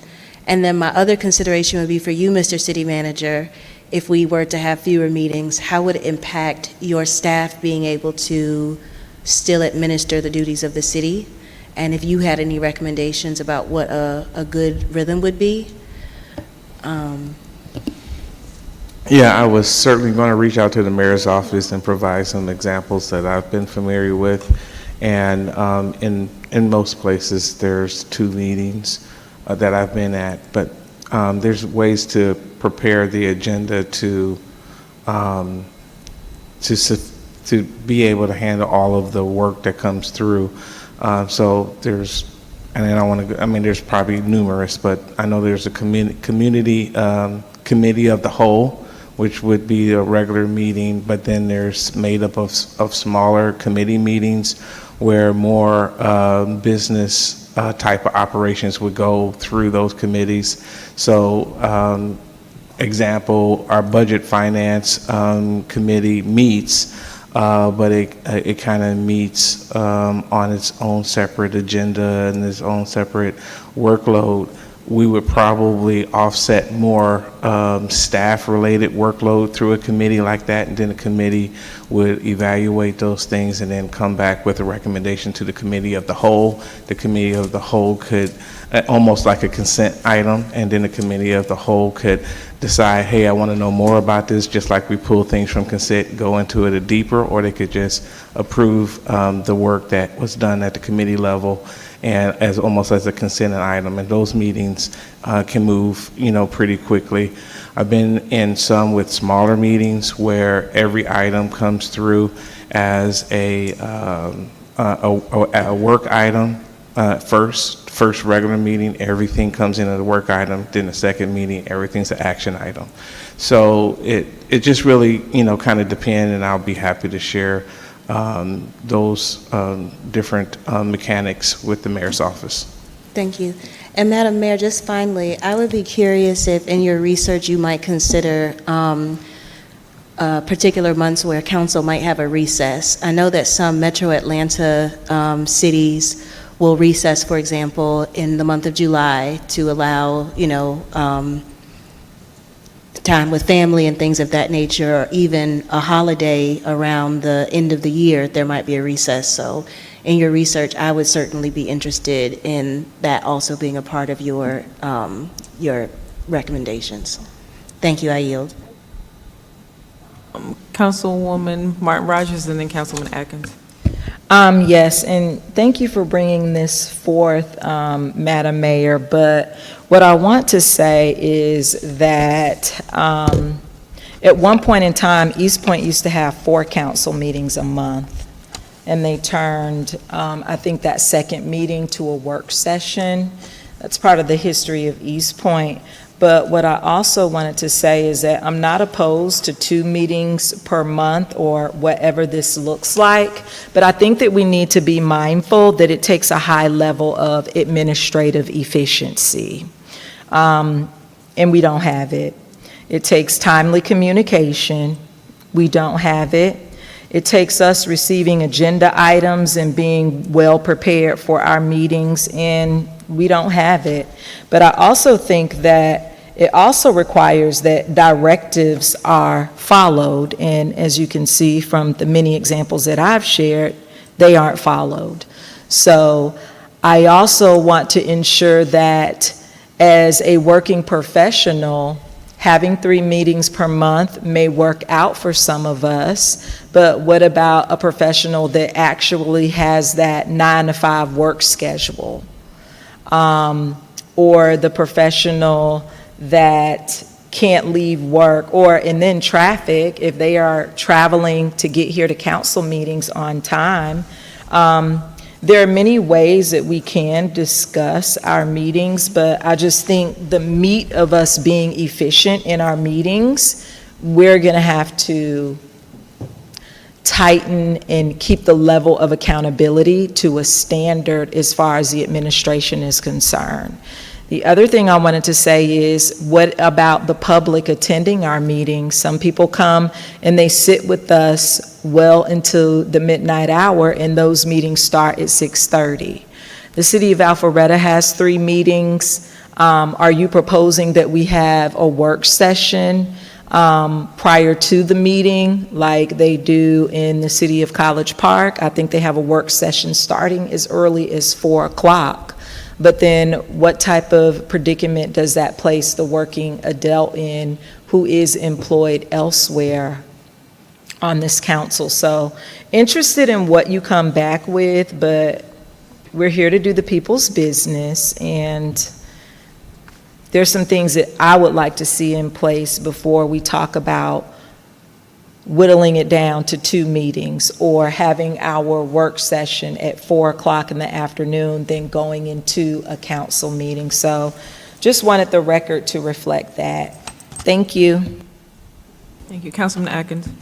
Yes, a few of the thoughts that I have, some of them have already been mentioned. Madam Mayor, I was going to mention that perhaps if we are going to 2 meetings, that or meeting twice a month, let me say that, if we're going to meeting twice a month, that perhaps that a portion of those days is a work session. So maybe if we did a work session, maybe from 6:30 to 8, and then a council meeting 8:15 to 10:15, or something of that nature, if we can increase efficiencies, I would definitely be in support of going to 2 meetings or meeting twice a month versus 3.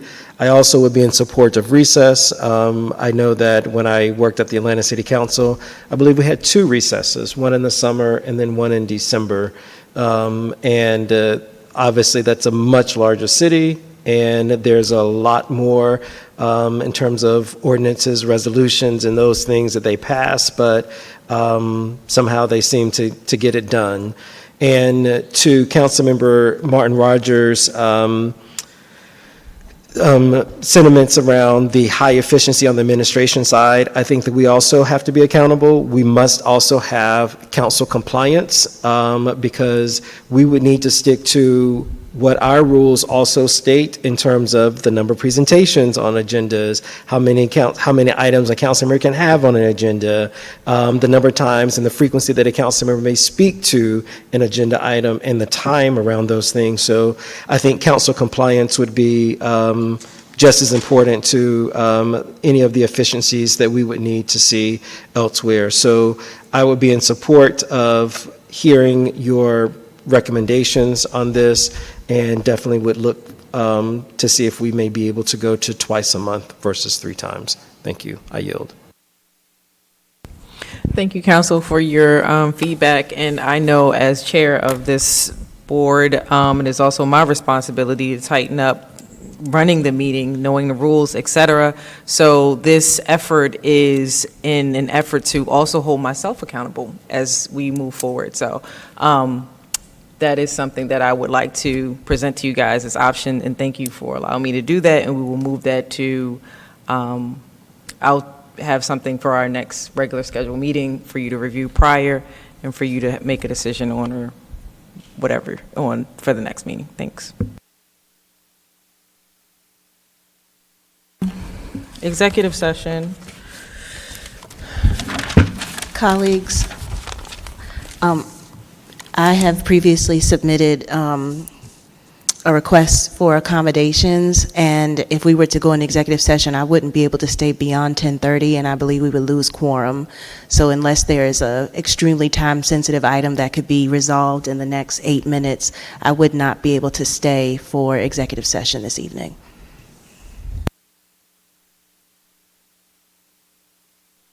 One item that would fit underneath that category should be really fast, but it really has to happen tonight.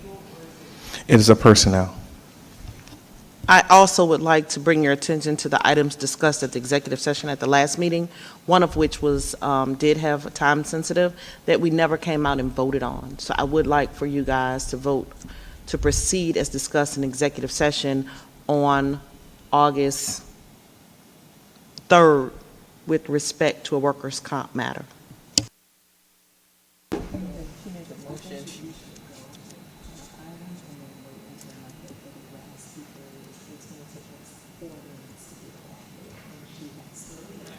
So we want to, so can we take care of your motion first and then, okay. So there was, we're seeking a motion to proceed as discussed in executive session from August 3rd regarding the workman's comp So moved. situation. Second. Okay, it's been moved in second. All those in favor? Aye. All those opposed? No. Okay, so it did not pass. Motion failed. Okay. All right. Motion failed in terms of, now we're back to this.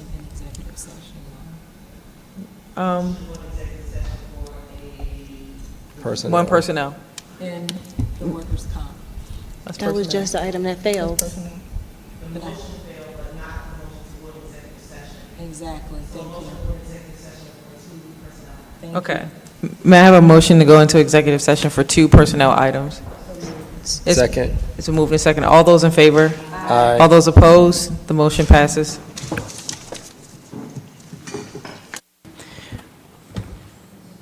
May we have a motion to adjourn, reconvene or close it? So moved to reconvene, Madam Mayor. Is there So moved to reconvene. from Is there a second? All those in favor? Aye. All those opposed? Okay. We only have one aye. All those in favor? Aye. All those opposed? The motion passes. So, the motion to proceed as discussed in executive session regarding annual leave payout. What? It's been moved and seconded. All those in favor? Aye. All those opposed? The motion passes. Go ahead, Councilman Akin. Oh, you have a motion to adjourn. So move. Do we have a motion to approve executive session minutes? So moved. Second. It's been moved and seconded. All those in favor? Aye. All those opposed? The motion passes. Do we have a motion to adjourn? So moved. It's been moved and seconded. All those in favor? Aye. All those opposed? The motion passes. Good night.